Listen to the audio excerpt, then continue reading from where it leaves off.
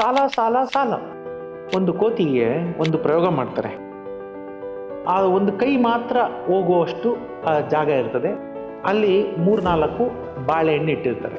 ಕೋತಿ ಆಸೆ ಏನ್ ಮಾಡುತ್ತೆ, ಕೈ ಹಾಕ್ಬಿಡುತ್ತೆ. ಕೈ ಹಾಕುತ್ತೆ, ಬಾಳೆಹಣ್ಣು ಎತ್ಕೊಳ್ಳುತ್ತೆ. 4-5 ಬಾಳೆಹಣ್ಣು ವಾಪಸ್ ತೆಕ್ಕೊಳ್ಳಕ್ಕೆ ಅಂತ ಪ್ರಯತ್ನ ಪಡುತ್ತೆ. ಬರೋಕ್ ಆಗೋದಿಲ್ಲ, ಯಾಕಂದ್ರೆ ಕೈ ಹೋಗುವಷ್ಟು ಮಾತ್ರ ಜಾಗ ಇರೋದು, ಅದ್ರಲ್ಲಿ ಆಗೋದಿಲ್ಲ. ಅದು ಪ್ರಯತ್ನ ಪಟ್ಟಿದ್ರೆ ಒಂದು ಬಾಳೆಹಣ್ಣು ತಗೊಂಡ್ ಬರ್ಬೋದಾಗಿತ್ತು. ಅದಕ್ಕೆ ಬುದ್ಧಿ ಇಲ್ಲ ಪಾಪ. ಅದೇನ್ ಮಾಡುತ್ತೆ, ಕೈನ ಎಷ್ಟೆಷ್ಟು ಹಿಂಗ ಅಂದು ಅನ್ನುತ್ತೆ. ಇಡೀ ದಿನ ಹಂಗ್ ಮಾಡಿದ್ರು ಅದಕ್ಕೆ ಬಾಳೆಹಣ್ಣು ಕೈ ಬಿಡ್ಲೇಬೇಕು. ಬಿಟ್ಟಾಗ ಮಾತ್ರ ಅದು ಫ್ರೀ ಆಗ್ತದೆ. ಬೇರೆ ಕಡೆ ಹಣ್ಣು ಹುಡುಕೋಬೋದಿತ್ತು, ಆದ್ರೆ ಅದು ಹಂಗ್ ಮಾಡೋದಿಲ್ಲ. ಅಲ್ಲೇ ಇಟ್ಕೊಂಡು ಹಿಂಗ್ ಮಾಡ್ತಾ ಇರುತ್ತೆ. ಸಂಜೆ ಅಷ್ಟೊತ್ತಿಗೆ ಕೈಯೆಲ್ಲ ಅದಕ್ಕೆ ಗಾಯ ಆಗಿ ರಕ್ತ ಸೋರ್ತಾ ಇರುತ್ತೆ.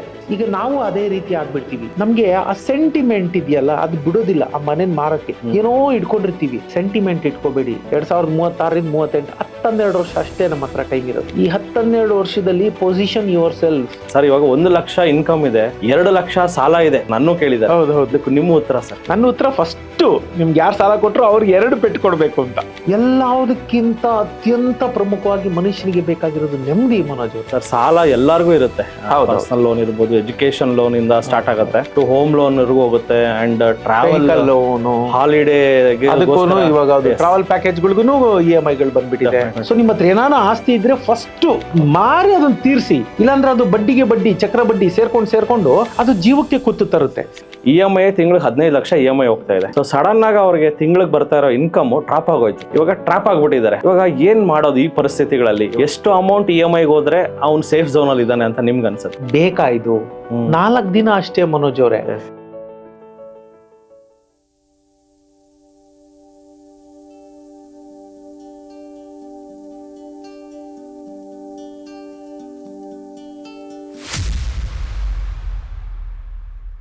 ನಾನು ನಿಮ್ಮ Manoj Kumar, SEBI registered research analyst. ನನ್ನ ಸೆಬಿ ನೋಂದಣಿ ಸಂಖ್ಯೆ INH 00002068. ಇಲ್ಲಿ ಬರುವ ಪ್ರತಿಯೊಂದು ವಿಡಿಯೋ ಸಹ ಪ್ರೆಸೆಂಟ್ ಡೇಟಾ ಮೇಲೆ ನಿಂತಿರುತ್ತೆ. ಈ ವಿಡಿಯೋ ಕೇವಲ ಎಜುಕೇಶನಲ್ ಪರ್ಪಸ್ ಆಗಿರುತ್ತೆ, ನಿಮ್ಮನ್ನ ಪ್ರಚೋದನೆಗೊಳಿಸುವ ಉದ್ದೇಶವಂತೂ ಆಗಿರುವುದಿಲ್ಲ. ನಮಸ್ತೆ ಕರ್ನಾಟಕ. ಇವತ್ತು ದುಡ್ಡು ಮಾಡೋಣ ಕಾರ್ಯಕ್ರಮಕ್ಕೆ ನಮ್ಮ ಜೊತೆ ಇದ್ದಾರೆ ರಂಗಸ್ವಾಮಿ ಮುಕ್ಕನಹಳ್ಳಿ ಸರ್. ಸೊ ಇವತ್ತು ಒಂದು ಇಂಟ್ರೆಸ್ಟಿಂಗ್ ಪುಸ್ತಕದ ಬಗ್ಗೆ ಮಾತಾಡೋಣ. ಸಾಲ ಮಾಡಿದವನೇ ಸರ್ದಾರ, ಸಾಲ ಮಾಡಿಲ್ಲದವನೇ ಸರ್ದಾರ. ಯಾರು ನಿಜವಾದ ಸರ್ದಾರ ಅನ್ನೋದು ಇವತ್ತು ತಿಳ್ಕೊಳ್ಳೋಣ. ಇವತ್ತು ಈ ಪುಸ್ತಕನ ಬರೆದಿರೋರು ರಂಗಸ್ವಾಮಿ ಮುಕ್ಕನಹಳ್ಳಿ ಸರ್. ನಮಸ್ಕಾರ ಸರ್. ನಮಸ್ಕಾರ ಸರ್. ಇದು ವೆರಿ ಇಂಟ್ರೆಸ್ಟಿಂಗ್ ಟಾಪಿಕ್. ಎಲ್ಲರ ಲೈಫಲ್ಲೂ ಇದು ಬಂದೇ ಬರುತ್ತೆ, ಬಂದು ಹೋಗುತ್ತೆ. ಅಂಡ್ ಸ್ವಲ್ಪ ಜನ ಇದರಲ್ಲೇ ಸುಳಿಯಲ್ಲೇ ಸಿಕ್ಕಾಕೊಂಡ್ಬಿಡ್ತಾರೆ, ಇನ್ನು ಸ್ವಲ್ಪ ಜನ ಹೊರಗಡೆ ಬರ್ತಾರೆ. ಸೊ ಇದ್ರ ಬಗ್ಗೆ ಇವತ್ತು ಫುಲ್ ತಿಳ್ಕೊಳ್ಳೋಣ. ಈ ಪುಸ್ತಕ ಬರೆಯೋದಕ್ಕೆ ನಿಮ್ಗೆ ಯಾವ ಸನ್ನಿವೇಶ, ಇಲ್ಲ ಈ ಪುಸ್ತಕನ ಏನಕ್ಕೆ ಬರೆದ್ರಿ ಸರ್? ಹಿಂದೆ ಒಂದು ಮಾತಿತ್ತು, ಸಾವಿಲ್ಲದ ಮನೆಯಿಂದ ಸಾಸಿವೆ ತಗೊಂಡ್ ಬಾ ಅಂತ ಹೇಳೋರು. ಇವತ್ತು ಹೇಗೆ ಬದಲಾಗಿದೆ ಅಂದ್ರೆ, ಮೊಬೈಲ್ ಇಲ್ಲದ ಮನೆಯಿಂದ ಸಾಸಿವೆ ಕಾಳು ತಗೊಂಬಾ ಅಂತ, ಅಥವಾ ಸಾಲವಿಲ್ಲದ ಮನೆಯವರಿಂದ ಸಾಸಿವೆ ಕಾಳು ತಗೊಂಬಾ ಅನ್ನೋ ರೀತಿ ಬದಲಾಗೋಗಿದೆ. ಬದುಕು ಯಾವ ರೀತಿ ಬದಲಾಗುತ್ತೆ ನೋಡಿ ಅಲ್ವಾ? ಅವತ್ತಿನ ಕಾಲಘಟ್ಟ ಹೇಗಿತ್ತು, ಇವತ್ತಿನ ಕಾಲಘಟ್ಟ ಇವತ್ತು ಸಾವೆಲ್ಲರ ಮನೆಯಲ್ಲೂ ಇದ್ದೇ ಇದೆ. ಅದ್ರ ಜೊತೆಗೆ 2 ನ್ಯೂ ಅಡಿಷನ್, ಒಂದು ಮೊಬೈಲು, ಇನ್ನೊಂದು ಸಾಲ. ಅರ್ಥ ಇಷ್ಟೇ, ಸಾಲ ಇಲ್ದವರೇ ಇಲ್ಲ ಅನ್ನಂಗೆ ಆಗ್ಬಿಟ್ಟಿದೆ. ಡೆಟ್ ಈಸ್ ದ ನ್ಯೂ ಮನಿ. ನಾನು ಯಾವಾಗ್ಲೂ ಹೇಳ್ತಿರ್ತೀನಿ, ಸಾಲನೇ ನಿಜವಾದ ಹಣ ಅನ್ನೋ ರೀತಿಯಲ್ಲಿ ಇವತ್ತು ಕಾಲ ಬದಲಾಗಿದೆ. ಇದು ಒಂದು ಅಂಶ ನನ್ನ ತಲೆಲಿತ್ತು, ಹೌದಲ್ವಾ? ಇದು ಯಾರು ಅಡ್ರೆಸ್ಸೇ ಮಾಡ್ತಾ ಇಲ್ಲ. ಸಾಲದ ಬಗ್ಗೆ ನೀವು ಕನ್ನಡದಲ್ಲಿ ನೋಡ್ಕೊಂಬಂದ್ರೆ ಸಾಲ ಅಂತ ಯಾವುದೋ ಒಂದು ಚಾಪ್ಟರ್ ಅಲ್ಲಿ ಹೇಳಿರ್ಬೋದು. ಅದು ಬಿಟ್ರೆ ಸಾಲದ ಬಗ್ಗೆ ದೀರ್ಘವಾಗಿ ಈ ರೀತಿಯ ಒಂದು ಪುಸ್ತಕ ಕನ್ನಡದಲ್ಲಂತೂ ಇಲ್ಲ, ನಾನಂತೂ ಕಂಡಿಲ್ಲ. ಅದು ಒಂದು ಅಂಶ ನನ್ನ ತಲೆಲಿತ್ತು. 2ನೇ ಅಂಶ, ನಾನು ಕಳೆದ ವರ್ಷ 2025ರಲ್ಲಿ ಒಂದು ಪ್ರಯೋಗ ಮಾಡಿದೆ. ಏನಂತಂದ್ರೆ, ನಾನು ಗೌರಿ ಶಕ್ಕಿ ಅವ್ರ ಜೊತೆ ಸೇರ್ಕೊಂಡು ಜನರಲ್ ಪಬ್ಲಿಕ್ ನ ಮೀಟ್ ಮಾಡಕ್ ಶುರು ಮಾಡ್ಕೋತಾ ಇದ್ದೆ. ಅಂದ್ರೆ ಒಂದು 150-200 ಜನಕ್ಕೂ ಹೆಚ್ಚಿನ ಜನರನ್ನ ನಾನು ಭೇಟಿ ಆದೆ. ಯಾಕಂದ್ರೆ ಕನ್ಸಲ್ಟೇಷನ್ ಮೂಲಕ ಅವ್ರನ್ನ ಭೇಟಿ ಆಗ್ತಾ ಇದ್ದೆ. ಆ ಭೇಟಿ ಆಗೋ ಸಮಯದಲ್ಲಿ ನನಗೆ ತಿಳಿದು ಬಂದ ಒಂದು ಅಂಶ ಏನಂತಂದ್ರೆ, ಅದನ್ನ ನಾನು ಮಾಡಿದ್ದು ಹಣಕ್ಕೋಸ್ಕರ ಅಲ್ಲ. ನಾನು ಇವತ್ತು ಅದನ್ನ ಹೇಳಕ್ಕೆ ಇಷ್ಟಪಡ್ತೀನಿ. ಹಣ ಅಲ್ಲ, ಅಲ್ಲಿ ನನಗೆ ಅನುಭವ ಬೇಕಾಗಿತ್ತು. ಏನಾಗ್ತಾ ಇದೆ ಸಮಾಜದಲ್ಲಿ, ನಿಜವಾಗ್ಲೂ ಒಂದು ತಳಮಟ್ಟದ ಜನರನ್ನ ಹೋಗಿ ನೋಡಿ ಮಾತಾಡಿಸಿದಾಗ ಅವ್ರ ಸಂಕಷ್ಟಗಳೇನು ಅನ್ನೋದು ನಮ್ಗೆ ಅರ್ಥ ಆಗುತ್ತೆ. ಹೀಗೆ ನಾನೊಂದು 150-200 ಜನಕ್ಕೂ ಹೆಚ್ಚು ಜನರನ್ನ ಬೆರೆತಾಗ, ಅವ್ರ ಜೊತೆಗೆ ನೇರವಾಗಿ ಒಡನಾಟ ಇಟ್ಕೊಂಡಾಗ ನನಗೆ ಒಂದು ಅಂಶ ತಿಳಿದು ಬಂತು. ಏನಂತಂದ್ರೆ, ಜನ ಸಾಲ ಮಾಡ್ತಾರೆ, ಆದ್ರೆ ಅವ್ರಿಗೆ ಸಾಲದ ಬಗ್ಗೆ ಐಡಿಯಾನೇ ಇಲ್ಲ. ದೇರ್ ಇಸ್ ಸಮಥಿಂಗ್ ಕಾಲ್ಡ್ ಲೀವರೇಜ್ ಅಂತ ನಾವ್ ಹೇಳ್ತೀವಿ. ಆ ಲೀವರೇಜ್ ಅನ್ನೋ ಪದನೇ ಜನಕ್ಕೆ ಗೊತ್ತಿಲ್ಲ. ಡೆಫಿನೇಷನ್ಗಳು ತುಂಬಾ ಜನಕ್ಕೆ ಏನು ಅಂತಾನೆ ಗೊತ್ತಿಲ್ಲ. ಅದು ಗೊತ್ತಿಲ್ಲದೆ ಸಾಲ ಮಾಡ್ತಾರೆ. ಸಾಲ ಮಾಡುವಾಗ ಅತ್ಯಂತ ಪ್ರಮುಖವಾಗಿ ನಾವು ಗಮನಿಸಬೇಕಾದ್ದು ಉದ್ದೇಶ. ಯಾತಕ್ಕೋಸ್ಕರ ಸಾಲ ಮಾಡ್ತಾ ಇದ್ದೀವಿ, ಲಿವರೇಜ್, ಸಾಲಕ್ಕೆ ಕಟ್ಟುವ ಬಡ್ಡಿಗಿಂತ ಹೆಚ್ಚಿನ ಹಣವನ್ನು ನಾವು ಅದರ ಮೂಲಕ ಸಾಲ ಮಾಡುವುದರ ಮೂಲಕ ಗಳಿಸ್ಕೋಬೋದಾ ಅನ್ನೋ ಪರಿಜ್ಞಾನ ಇರಬೇಕು. ಅದು ಬಹಳಷ್ಟು ಜನ, ಅಂದರೆ ನಾನು ನೋಡಿದ 100ಕ್ಕೆ 100 ಜನರಲ್ಲಿ, ಬಹಳಷ್ಟು ಅಂತಂದರೆ 99 75 ಅಲ್ಲ, 100ಕ್ಕೆ 100 ಜನರಲ್ಲಿ ಆ ಕ್ಲಾರಿಟಿ, ನಿಖರತೆನೇ ಇರಲಿಲ್ಲ. ಅದು ದಟ್ ಮೇಡ್ ಮೀ ಥಿಂಕ್, ಅಯ್ಯೋ ಜಗತ್ತಲ್ಲಿ ಈ ಮಟ್ಟದ ಜ್ಞಾನ ಇದೆಯಲ್ಲ. ಐ ಆಮ್ ಸಾರಿ, ನಾನೇನೋ ಮಹಾಜ್ಞಾನಿ ಅಂತ ಈ ಮಾತುಗಳನ್ನ ಹೇಳ್ತಾ ಇಲ್ಲ, ಆದರೆ ಪಾಪ ಅವರಿಗೆ ಬೇಸಿಕ್ ಜ್ಞಾನ ಇಲ್ವಲ್ಲ ಅಂತ ಒಂದು ನನ್ನ ತಲೆಯಲ್ಲಿ ಬಂದಾಗ, ಇಲ್ಲ ಈ ರೀತಿ ಸಾಲದ ಬಗ್ಗೆನೇ ಒಂದು ಪುಸ್ತಕ ಬರೀಬೇಕು ಅಂತ ಒಂದು ನನ್ನ ತಲೆಯಲ್ಲಿ ಬಂತು. ಹಾಗಾಗಿ ಕೂತು ಎಲ್ಲ ಮಾಡ್ಕೊಂಡಾಗ ವ್ಯಕ್ತಿ ವೈಯಕ್ತಿಕವಾಗಿ ಅಷ್ಟೇ ಅಲ್ಲ, ದೇಶಕ್ಕೂ ಸಾಲ ಉಂಟು. ಭಾರತದ ಸಾಲ ಎಷ್ಟು, ಜಾಗತಿಕ ಮಟ್ಟದಲ್ಲಿ ಭಾರತ ಎಲ್ಲಿದೆ, ಅಮೇರಿಕಾ ಸಾಹುಕಾರ ದೇಶ, ಅದೆಷ್ಟು ದಿವಾಳಿ ಎದ್ದಿದೆ ಅಥವಾ ಸಾಲದಲ್ಲಿದೆ, ಆ ರೀತಿ ಎಲ್ಲ ಓವರ್ ಆಲ್ ಪಿಕ್ಚರ್ ಒಂದು ಕಟ್ಕೊಡೋಣ. ವೈಯಕ್ತಿಕ ಸಾಲದಿಂದ ಹಿಡಿದು ಕಾರ್ಪೊರೇಟ್ ಮಟ್ಟದ ಸಾಲಗಳವರೆಗೆ, ಕೃಷಿ ಸಾಲದಿಂದ ಹಿಡಿದು ಮುದ್ರಾ ಸಾಲದವರೆಗೆ, ಎಲ್ಲ ರೀತಿಯ ಸಾಲಗಳು, ಅದೆಷ್ಟು ರೀತಿಯ ಸಾಲ ಇದೆಯೋ ಅಷ್ಟೂ ರೀತಿಯ ಸಾಲಗಳನ್ನ ತಗೊಂಡು, ಜೊತೆಗೆ 30 ವರ್ಷದ ನನ್ನ ಅನುಭವದ ಪ್ರಕಾರ ಈ ಸಾಲ ನೀವು ಮಾಡ್ಬೇಕಾ ಮಾಡಬಾರ್ದಾ ಅಂತ ನಾನೇ ಅಲ್ಲಿ ಸಲಹೆ ಕೊಟ್ಬಿಡೋದು. ಆದ್ರೆ ಅದು ನಾನು ಹೇಳೋದು ಒಟ್ಟಾರೆ ಒಂದು ಸಲಹೆ ಅಷ್ಟೇ. ವ್ಯಕ್ತಿಯಿಂದ ವ್ಯಕ್ತಿಗೆ ಸನ್ನಿವೇಶ ಬದಲಾಗುತ್ತೆ, ಬದಲಾದಾಗ ನಾನು ಬೇಡ ಅಂದಿದ್ದು ನಿಮಗೆ ಬೇಕು ಅನ್ನೋಂಥ ಪರಿಸ್ಥಿತಿ ಇರ್ಬೋದು. ಹಾಗಾಗಿ ನಾನು ಅಲ್ಲಿ ಕೊಟ್ಟಿರೋದು ಜನರಲೈಸ್ ಮಾಡಿ, ಇದು ಮಾಡಬೇಕು ಇದು ಮಾಡಬಾರ್ದು ಅಂತ ಒಂದು ಕೊಡಬೇಕು ಅಂತ ಒಂದು ತಲೆಯಲ್ಲಿ ಐಡಿಯಾ ಬಂತು. ಹಾಗಾಗಿ ಅದರಲ್ಲಿದೆ. ಈ ಪುಸ್ತಕದ ಒಂದು ಸಣ್ಣ ವಿಶೇಷತೆ ಏನಂತಂದ್ರೆ, ಪ್ರತಿ ಸಾಲದ ಕೆಳಗಡೆ 30 ವರ್ಷದ ನನ್ನ ಅನುಭವದ ಪ್ರಕಾರ ಈ ಸಾಲ ನೀವು ಮಾಡಬೇಕಾ ಮಾಡಬಾರ್ದಾ ಅನ್ನೋದನ್ನ ನಾನು ಖಚಿತವಾಗಿ ಹೇಳ್ತಾ ಹೋಗ್ತೀನಿ. ಆ ರೀತಿ ಅದೊಂದು ಕೊಡಬೇಕು ಅನ್ನೋ ಒಂದು ನನಗೆ ಬಹಳ ಉತ್ಕಟವಾದ ಒಂದು ಆಸೆ ಉತ್ಪನ್ನ ಆಗಿತ್ತು. ಹಾಗಾಗಿ ಆ ಪುಸ್ತಕ ಬರೀಲಿಕ್ಕೆ ಸಾಧ್ಯ ಆಯ್ತು. ಸರ್, ಸಾಲ ಎಲ್ಲರಿಗೂ ಇರುತ್ತೆ. ಪರ್ಸನಲ್ ಲೋನ್ ಇರ್ಬೋದು, ಎಜುಕೇಶನ್ ಲೋನ್ ಇಂದ ಸ್ಟಾರ್ಟ್ ಆಗುತ್ತೆ, and goes up to home loan ಹೋಗುತ್ತೆ, ಅಂಡ್ ಟ್ರಾವೆಲ್ ಲೋನ್, ಹಾಲಿಡೇ, ಇವಾಗ ಟ್ರಾವೆಲ್ ಪ್ಯಾಕೇಜ್ಗಳಿಗೂ EMI ಗಳು ಬಂದ್ಬಿಟ್ಟಿದೆ. ಸೊ ಇವಾಗ ಒಂದು ಸಾಲ ಮಾಡ್ಬೇಕಂದ್ರೆ ಏನೇನ್ ಅರ್ಹತೆಗಳು, ಯೋಗ್ಯತೆಗಳು ಇರಬೇಕಂದ್ರೆ, ಸಾಲ ಮಾಡ್ಬೇಕಾ ಬೇಡವಾ ನಾನು ಅಂತ ನನಗೆ ಹೇಗೆ ಗೊತ್ತಾಗುತ್ತೆ? ಎಲ್ಲದಕ್ಕಿಂತ ಅತ್ಯಂತ ಪ್ರಮುಖವಾಗಿ ನಾವು ಸಾಲ ಮಾಡಬೇಕಾದ್ರೆ ನಾವು ನೋಡ್ಕೋಬೇಕಾದ ಅದೇ, ನನಗೆ ಇವತ್ತು ಸಾಲ ಯಾಕೆ ಬೇಕು. ಜನ ಏನ್ ಮಾಡ್ತಾರೆ, ಅವರು ಯೋಚಿಸ್ತಾ ಇಲ್ಲ. ನಾಯ್ಸು ಹೊರಗಡೆ ಎಷ್ಟು ಗದ್ದಲ ಇದೆ ಅಂತಂದ್ರೆ, ಯಾರೋ ಸ್ನೇಹಿತ ದೊಡ್ಡದು ಬೈಕ್ ತಗೊಂಡ್ಬಿಟ್ಟ, 8 ಲಕ್ಷದ್ದು 10 ಲಕ್ಷದ್ದು, ಹೋಗ್ತಾರೆ ತಗೋತಾರೆ. ಅವ್ನ ಕ್ವಶನ್ ಪೇಪರ್ ಬೇರೆ. ನಾನು ಸದಾ ಹೇಳ್ತಿರ್ತೀನಿ, ಗೊತ್ತಿಲ್ಲ ಅವನ ಅರ್ನಿಂಗ್ಸ್ ಎಷ್ಟಿದೆ, ಅವ್ನ ಖರ್ಚಿಲ್ದೇ ಇರ್ಬೋದು, ಅವ್ನಿಗೇನು ಬೇರೆ, ಅವ್ನ ಜವಾಬ್ದಾರಿ ಇಲ್ಲದೆ ಇರ್ಬೋದು. ಆದ್ರೆ ಏನ್ ಮಾಡ್ತಾರೆ, ಆಸೆಗೆ ಆ ಥರ ಮಾಡ್ತಾ ಹೋಗ್ತಾರೆ. ಆ ಥರ ಮಾಡಬಾರ್ದು. ಮೊದಲಿಗೆ ಕೂತ್ಕೊಂಡು, ಏನು ನನಗೇನು ಬೇಕಾ ಇದು, 4 ದಿನ ಅಷ್ಟೇ ಮನೋಜ್ ಅವರೇ. ನೀವು BMW ಎಲ್ಲ ಎಂತ ಕರೆ ತಗೊಳ್ಳಿ, 4 ದಿನ ಜನ ವಾವ್ ಅಂತಾರೆ, 5ನೇ ದಿನ ಅದು ಕಾಮನ್ನು. ಯಾರೋ 4 ದಿನ ವಾವ್ ಅಂತಾರೆ ಅಂತ ನೀವ್ ಯಾಕೆ? ನಿಮ್ಗೆ ಅರ್ಹತೆ ಇದೆಯಾ, ನಿಮಗೆ ಸಾಧ್ಯತೆ ಇದೆಯಾ, ಕೊಂಡ್ಕೋಬೇಕು ಅನ್ಸುತ್ತಾ, ಹಾಕಿ. ನಾನು ಕೇಳಿದ್ರೆ ಅದು ಡೆಡ್ ಇನ್ವೆಸ್ಟ್ಮೆಂಟ್, ಆ ಥರ ಕಾರ್ ಮೇಲೆ ಇನ್ವೆಸ್ಟ್ ಮಾಡೋದು. ಬಟ್ ನಿಮ್ಗೆ ಇಷ್ಟ ಇದೆ ಅಂತ ನೀವು ತಗೊಳ್ಳಿ. ಆದ್ರೆ ಅರ್ಹತೆಯನ್ನು ಮೀರಿ, ಅಂದ್ರೆ ನಮಗೆ ಕಟ್ಟಕ್ಕೆ ಆಗದಿದ್ರು ಯಾರೋ ಮಾಡಿದ್ರು ಅಂತ ಮಾಡೋದು, ಪ್ರಪ್ರಥಮವಾಗಿ ಒಂದು ಪೇಪರ್ ರೂಪನ್ನು ಇಟ್ಕೊಂಡು ನಾವು ಮಾಡಬೇಕಾದ ಇಷ್ಟೇ. ಇದು ನನಗೆ ಬೇಕಾ, ಮನೆ ಸಾಲ, ಈಗ ನಾನು ಮನೆ ಸಾಲ ಮಾಡಬೇಕಾ, ಮನೆ ಸಾಲ ಮಾಡಬೇಕು ಅಂತಂದ್ರೆ ಎಷ್ಟು ಮಾಡಬೇಕು, ನನ್ನ ಹತ್ರ ಎಷ್ಟಿದೆ, ಇಷ್ಟು ಪರ್ಸೆಂಟೇಜ್ ಮಾಡ್ತೀನಿ, ಇಷ್ಟು ಪರ್ಸೆಂಟೇಜಿಗೆ ನಾನು ಎಷ್ಟು EMI ಕಟ್ಟಬೇಕು. ಬ್ಯಾಂಕ್ ಹತ್ರ ಹೋಗೋಕೆ ಮುಂಚೆನೆ ನೀವೇ ಅಲ್ಲೋಗಿ ಸಾಲಕ್ಕೆ ಹಾಕೋಕೆ ಮುಂಚೆ ನೀವೇ ಹೇಳಿ, ನನಗೆ 1 ಲಕ್ಷ ರೂಪಾಯಿ ಇನ್ಕಮ್ ಇದೆ, ಎಷ್ಟು 30,000ನೋ 40,000ನೋ 50,000 ತನಕ ನಾನು EMI ಕಟ್ಟಿದ್ರು, ಇನ್ನು 50,000ದಲ್ಲಿ ನಾನು ಜೀವನ ಚೆನ್ನಾಗಿ ನಡೆಸಬಲ್ಲೆ. ಎಲ್ಲ ನೀವೇ ಕೂತ್ಕೊಂಡು ಬ್ಯಾಕ್ ವರ್ಕ್ ಮಾಡಿ. Before going to the bank to approach for a loan, what you have to do is sit and ಆರಾಮ್ಸೆ ನೀವೇ ಒಂದು ಪೇಪರ್ ಪೆನ್ನು ಇಟ್ಕೊಂಡು ಕ್ಯಾಲ್ಕುಲೇಟ್ ಮಾಡ್ತಾ ಹೋಗಿ. ನಂಬರ್ಗಳು ಯಾವತ್ತೂ ಸುಳ್ಳು ಹೇಳಲ್ಲ. ನಾವು ನಮಗೆ ಮೋಸ ಮಾಡ್ಕೋತೀವಿ, ಆದರೆ ಅಂಕಿ ಸಂಖ್ಯೆ ಯಾವತ್ತೂ ಮೋಸ ಮಾಡಲ್ಲ. ನೀವು ಅಂಕಿ ಸಂಖ್ಯೆ ಮಾತು ಕೇಳ್ಬಿಟ್ರೆ ಅದು ನಿಮಗೆ ಸತ್ಯನೇ ಹೇಳುತ್ತೆ, ನಾವು ಇಗ್ನೋರ್ ಮಾಡ್ತೀವಿ ಅಷ್ಟೇ. ಸೊ ಇದನ್ನ ಮಾಡ್ಬೇಕಾದ್ ಇಷ್ಟು ನನಗೆ ಬೇಕಾ, ನನ್ನ ಆದಾಯ ಎಷ್ಟು, ಆದಾಯದ ಎಷ್ಟು ಭಾಗ ನಾನು ಅಲ್ಲಿ ಕಟ್ಟಿದ್ರು ನಾನು ಕಂಫರ್ಟಬಲ್ ಆಗಿ ಜೀವನ ಮಾಡಬಹುದು. ಇದನ್ನ ಪ್ರಶ್ನೆ ನೀವಿಗೆ ನೀವು ಕೇಳ್ಕೋಬೇಕು, ಪ್ರಾಮಾಣಿಕ ಉತ್ತರ ಕೊಟ್ಕೋಬೇಕು. ಅದು ಬಿಟ್ಟು ಯಾರೋ ಮಾಡಿದ್ರು ಮನೆ ಕಟ್ಟಬೇಕು, ನಮ್ಗೆ ಯಾಕೆ ಮನೆ ಬೇಕು? ಅದು ಹೋಮ್ ಲೋನ್ ನೀವು ಪ್ರಶ್ನೆ ಬಂದಾಗ ನಾನು ಅದಕ್ಕೆ ಉತ್ತರ ಹೇಳ್ತೀನಿ. ಬಟ್ ಸಿಂಪಲ್ ಆಗಿ ಹೇಳ್ಬೇಕು ಅಂದ್ರೆ, ಬೆಂಗಳೂರು ಅಂತ ಮಹಾನಗರದಲ್ಲಿ ಮನೆ ಒಂದ್ ಕಡೆ, ಕೆಲಸ ಒಂದ್ ಕಡೆ ಇರುತ್ತೆ. ಸ್ವಂತ ಮನೆಯನ್ನು ಆಸೆಲಿ ನಾವು ಇಲ್ಲೆಲ್ಲೋ ಮಾಡ್ಕೋತೀವಿ, 30 ಕಿಲೋಮೀಟರ್ ಓಡಾಡ್ತಿರ್ತೀವಿ ವೈಟ್ ಫೀಲ್ಡ್ಗೆ. ಬೇಕಾ ಅದನ್ನೆಲ್ಲ? ಜನರಲಿ ಸರ್, ಇವಾಗ ಎಷ್ಟು ಪರ್ಸೆಂಟೇಜ್ EMI ಹೋದ್ರೆ, ಎಕ್ಸಾಂಪಲ್ ಒಬ್ಬ ವ್ಯಕ್ತಿ 1 ಲಕ್ಷ ದುಡಿತಾ ಇದ್ದಾನೆ, ಎಷ್ಟು ಅಮೌಂಟ್ EMI ಹೋದ್ರೆ ಅವ್ನು ಸೇಫ್ ಝೋನ್ ಅಲ್ಲಿ ಇದ್ದಾನೆ ಅಂತ ನಿಮ್ಗೆ ಅನ್ಸುತ್ತೆ? ಅದು ನಿಮ್ಗೆ ಗೊತ್ತಿದೆ, ಪ್ರಸಿದ್ಧವಾದ ಒಂದು ಫಾರ್ಮುಲಾ ಇದೆ. ಆ ಫಾರ್ಮುಲಾ ಪ್ರಕಾರ 30% ನಮ್ಮ ಇನ್ಕಮ್ನ, ಒಟ್ಟು ಆದಾಯದ 30%ಕ್ಕಿಂತ ಹೆಚ್ಚು ನಾವು ಕಂತು ಕಟ್ಟಬಾರ್ದು. ಅದು ಕೇವಲ ಹೋಮ್ ಲೋನ್ ಅಲ್ಲ, ನಿಮ್ ಎಲ್ಲಾ ಲೋನು. ನೀವು ಕಾರ್ ತಗೋ, ಜನ ಏನ್ ಮಾಡ್ತಾರೆ, ಕನ್ಫ್ಯೂಸ್ ಮಾಡ್ಕೋತಾರೆ. ಹೋಮ್ ಲೋನ್ 30, ಕಾರ್ ಅದು ಇದು ಇನ್ನೊಂದು ಪರ್ಸನಲ್ ಲೋನು, 10 ತರ ಲೋನ್ ಇಟ್ಕೊಂಡ್ಬಿಟ್ಟಿರ್ತಾರೆ. 10 ತರ ಲೋನ್ ಅಲ್ಲ, ನಾನು ಎಲ್ಲಾ ಲೋನುಗಳು ಸೇರಿ 100 ರೂಪಾಯಿ ಇದ್ರೆ 30 ರೂಪಾಯಿಲಿ ನಿಮ್ಮ ಕಂತು ಮುಗಿಬೇಕು. ಅದು ಹೋಮ್ ಲೋನ್ ಇರ್ಬೋದು, ವೆಹಿಕಲ್ ಲೋನ್ ಇರ್ಬೋದು, ನೀವು ಟ್ರಾವೆಲ್ ಲೋನ್ ತಗೊಂಡಿರ್ಬೋದು, education loan, I don't know, ನಿಮ್ಮ ಮಗು ಎಜುಕೇಶನ್ ತಗೊಂಡಿರ್ತೀರಾ, ಮದುವೆಗೆ ತಗೊಂಡಿರ್ತೀರಾ, ಮನೆ ಕಟ್ಸಕ್, ಮನೆ ರಿನೋವೇಟ್ ಮಾಡಕ್ ತಗೊಂಡಿರ್ತೀರಾ, ಡೆಕೋರೇಟ್ ಮಾಡಕ್ ತಗೊಂಡಿರ್ತೀರಾ, ಎಲ್ಲ ಒಟ್ಟಾರೆ 30% ಮೀರಬಾರ್ದು. ಆಗ ಅದೇನಾಗುತ್ತೆ, ಅದೊಂದು ಕಂಫರ್ಟ್ ಝೋನ್ ಅಂತ ಹೇಳುತ್ತೆ. ಏನಂತಂದ್ರೆ ಅದಾದ ನಂತರವು 6 ರಿಂದ 12 ತಿಂಗಳ ಕಾಲ ನಿಮ್ಮ EMI ಎಷ್ಟಿದೆ ಅನ್ನೋದ್ರ ಮೇಲೆ, ನಿಮ್ಮ ಸಂಬಳ ಎಷ್ಟು ಅನ್ನೋದ್ರ ಮೇಲೆ, ಅದು ನೀವೊಂದು ಅಷ್ಟು fund ready ಮಾಡಿಟ್ಟಿರ್ಬೇಕು. 10 to 12 months EMI ನಾನು ಕೆಲಸ ಇಲ್ದಿದ್ರು ಕಟ್ಟುತ್ತೀನಪ್ಪ ಅಂತ. 3 ಕಂತು ಕಟ್ಟಿಲ್ಲ ಅಂದ್ರೆ ಬ್ಯಾಂಕ್ ಅವ್ರು ಬಂದು ಮನೆ ಬಾಗ್ಲು ಬಡಿತಾರೆ.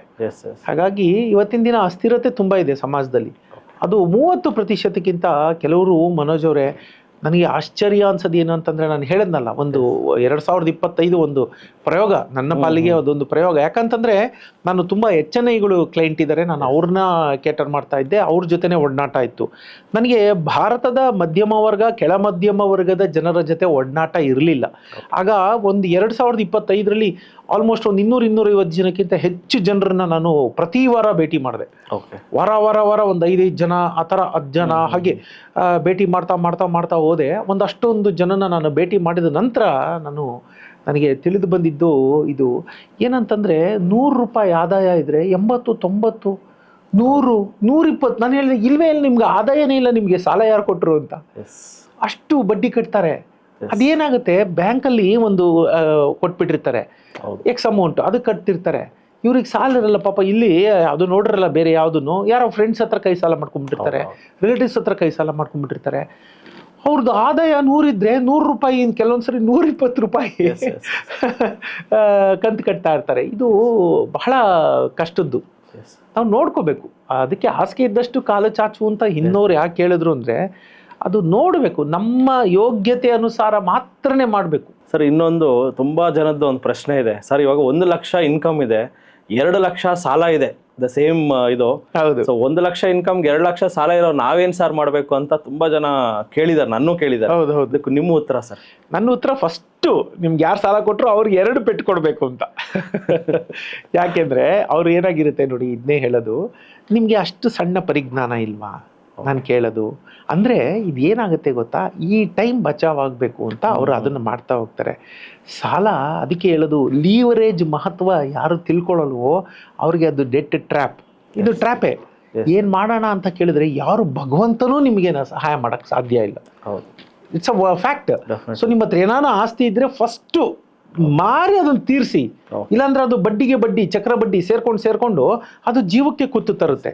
ಹಾಗಾಗಿ ಆ ಮಟ್ಟದ ಇದು 1 ಲಕ್ಷ ಇನ್ಕಮ್ಮು 2 ಲಕ್ಷ ನೀವು ಕಂತು EMI ಇಟ್ಕೊಂಡು ಕೂತ್ಕೊಂಡ್ರೆ ಖಂಡಿತ ಅದು ಯಾರು ಮಾಡೋಕ್ಕಾಗುತ್ತೆ? ಯಾರು ಮಾಡೋಕ್ಕಾಗಲ್ಲ. ಮೊದಲಿಗೆ ನೀವು ಆ ಮಟ್ಟಕ್ಕೆ, ಆ ಡೇಂಜರ್ ಝೋನ್ಗೆ ಹೋಗಿದ್ದು ನಿಮ್ಮ ತಪ್ಪು. ನಿಮ್ಮ ಒಂದು ಅನುಮತಿ ಇಲ್ಲದೆ, ನಿಮ್ಮ ಒಂದು ಪರಿಜ್ಞಾನಕ್ಕೆ ಬರದೆ ಅದು ಹಂಗಾಗ್ಬಿಡ್ತು. So you knew very well that ನಾನು ಹಿಂಗೆ ಮಾಡ್ತಾ ಇದ್ದೀನಿ, ಅದೇ ನಿಮಗೆ ಗೊತ್ತಿಲ್ಲದೆ ಅಂತ ಆಗೋಕ್ಕೆ ಸಾಧ್ಯ ಇಲ್ವಲ್ಲ. ಸೊ ನಾನು ಅದನ್ನೇ ಹೇಳಕ್ ಹೋದೆ, ನೋಡಬೇಕು 30%ಕ್ಕಿಂತ ಜಾಸ್ತಿ ಆಗಬಾರ್ದು. ಅಷ್ಟು ತಗೊಂಡಿದ್ದೀರಾ ಅಂದ್ರೆ ಯಾತಕ್ಕೆ ತಗೊಂಡಿದ್ದೀರಾ? ನಾನು ಹೇಳೋದು, ಒಂದು ಲೋನ್ ತಗೊಂಡಿದ್ರೆ ಇವತ್ತೇನಾಗಿದೆ ಗೊತ್ತಾ ಮನೋಜ್ ಅವರೇ, ಅಭಿವೃದ್ಧಿ, ಡೆವಲಪ್ಮೆಂಟ್ ಅಂತಂದ್ರೆ ಸಾಲದ ಹಣವಿಲ್ಲದೆ ಅಭಿವೃದ್ಧಿ ಆಗಲ್ಲ ಅನ್ನೋ ಮಟ್ಟಕ್ಕೆ ಜಗತ್ತು ಬಂದು ನಿಂತಿದೆ. So debt is the new money ಅಂತ ನಾನು ಯಾಕೆ ಹೇಳ್ತೀನಿ, ಹಂಗೆ ಸಾಲ ಇಲ್ಲದ ಮನೆಗಳೇ ಇಲ್ಲ, ಸಾಲ ಇಲ್ಲದ ದೇಶಗಳೇ ಇಲ್ಲ.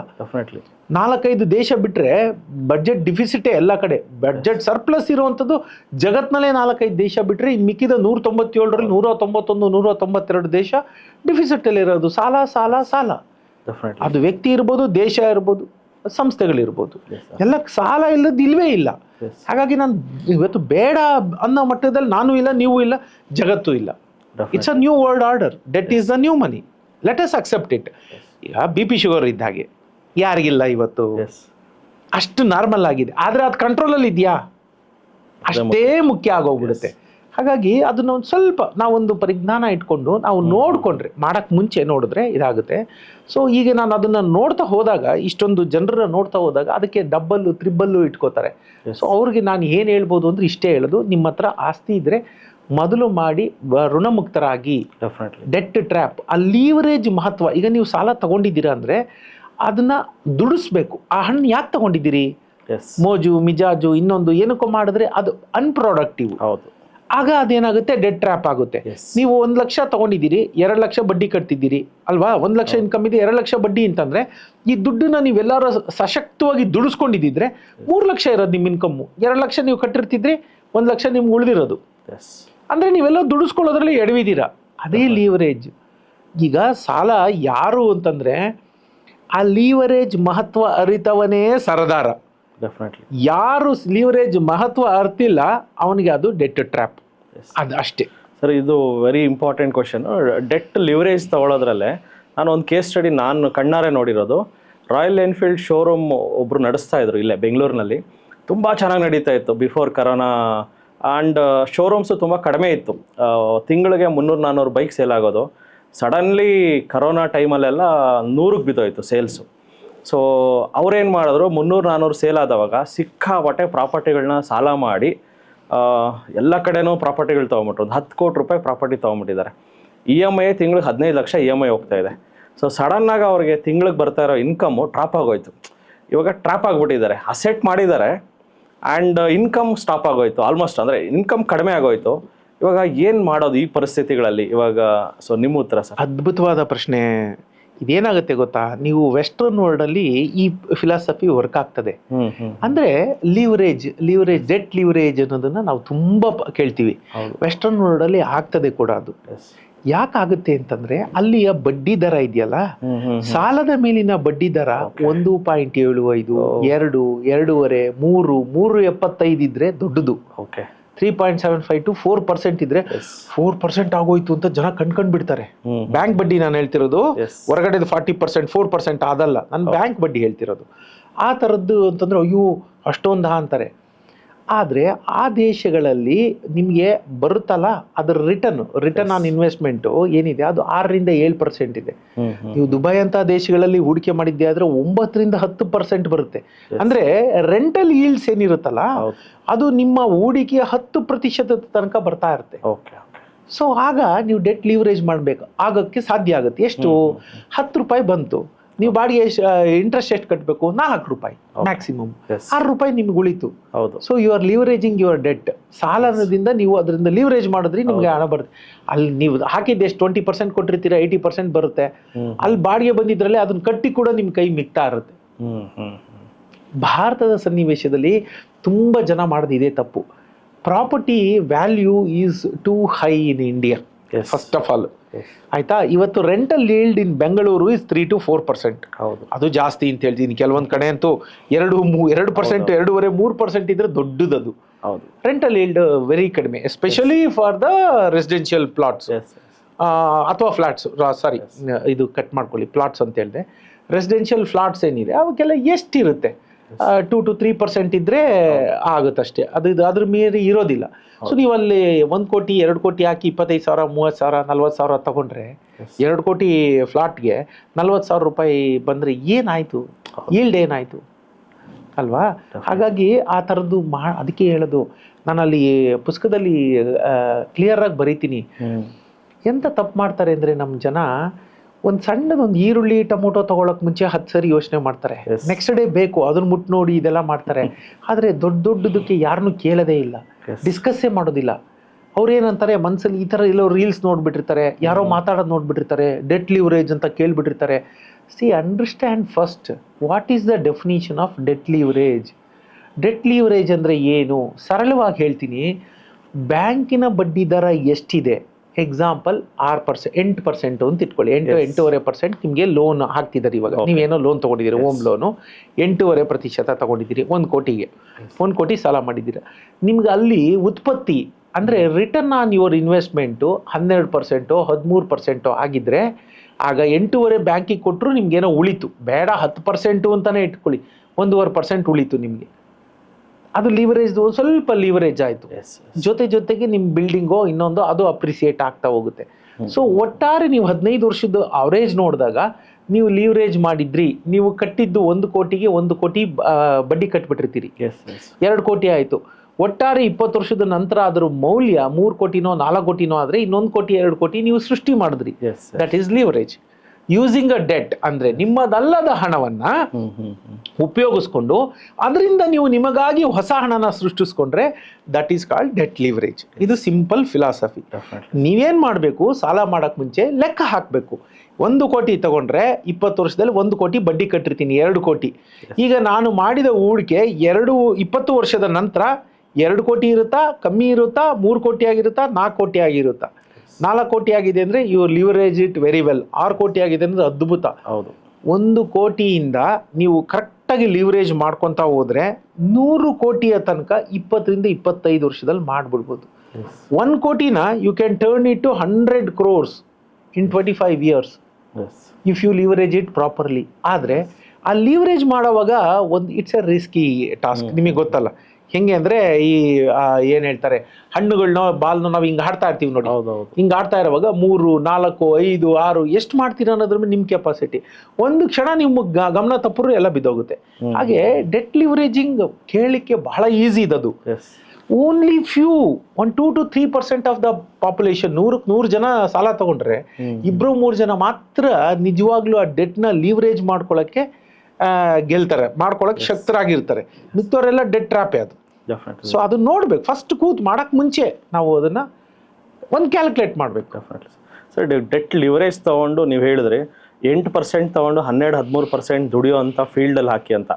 ಒಂದು ಉದಾಹರಣೆಗೆ ಯಾವ ಫೀಲ್ಡ್ ನಿಮ್ಮ ಸಲಹೆ, ಅಂದರೆ ಡೆಟ್ ಲಿವರೇಜ್ ತಗೋಬೇಕಂದ್ರೆ ಯಾವ ಫೀಲ್ಡಲ್ಲಿ ನಾವು ದುಡ್ಡು ಹಾಕಿದ್ರೆ ನಮಗೆ ಲಿವರೇಜ್ ಆಗುತ್ತೆ ಅಂತ ಒಂದ್ಸಲ? ಹೌದು, ಈಗ ನೋಡಿ ನಾನು ಸಿಂಪಲ್ ಆಗಿ ಹೇಳ್ತೀನಿ. ಇದು ಯಾವುದು ಅಷ್ಟೇ, ಈಗ ನಮ್ಮ ಉದ್ದಿಮೆಗಳು ಯಾವುದೇ ಇರ್ಬೋದು, ಸಣ್ಣ ಉದ್ದಿಮೆಗಳು, ಅದು ಕೂಡ ಹೇಳ್ತೀನಿ. ಮೊದಲೇ ಕ್ಯಾಲ್ಕುಲೇಟ್ ಮಾಡಿ ಯಾವ ವಲಯದಲ್ಲಿ ಯಾವ ಸೆಕ್ಟಾರ್ಗೆ ಯು ಆರ್ ಸ್ಟೆಪ್ಪಿಂಗ್ ಇಂಟು, ಎಷ್ಟು ಹಣ ನೀವು ತಗೋತಿದ್ದೀರಿ ಅದಕ್ಕೆ ಸಾಲ.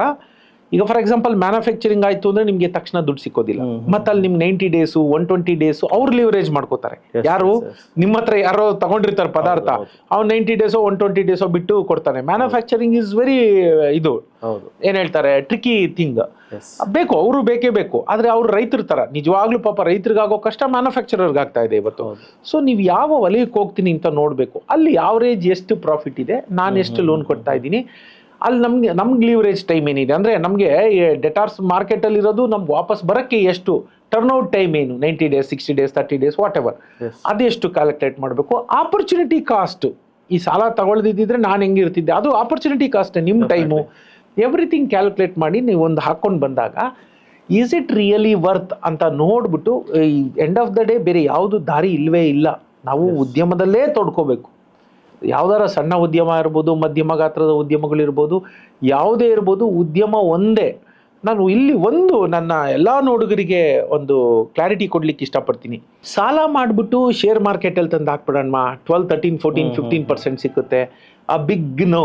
ಸಾಲ ಮಾಡಿ ಷೇರು ಮಾರುಕಟ್ಟೆಯಲ್ಲಿ ಹೂಡಿಕೆ ಮಾಡಬಾರ್ದು, ಯಾವತ್ತೂ ಮಾಡಬಾರ್ದು.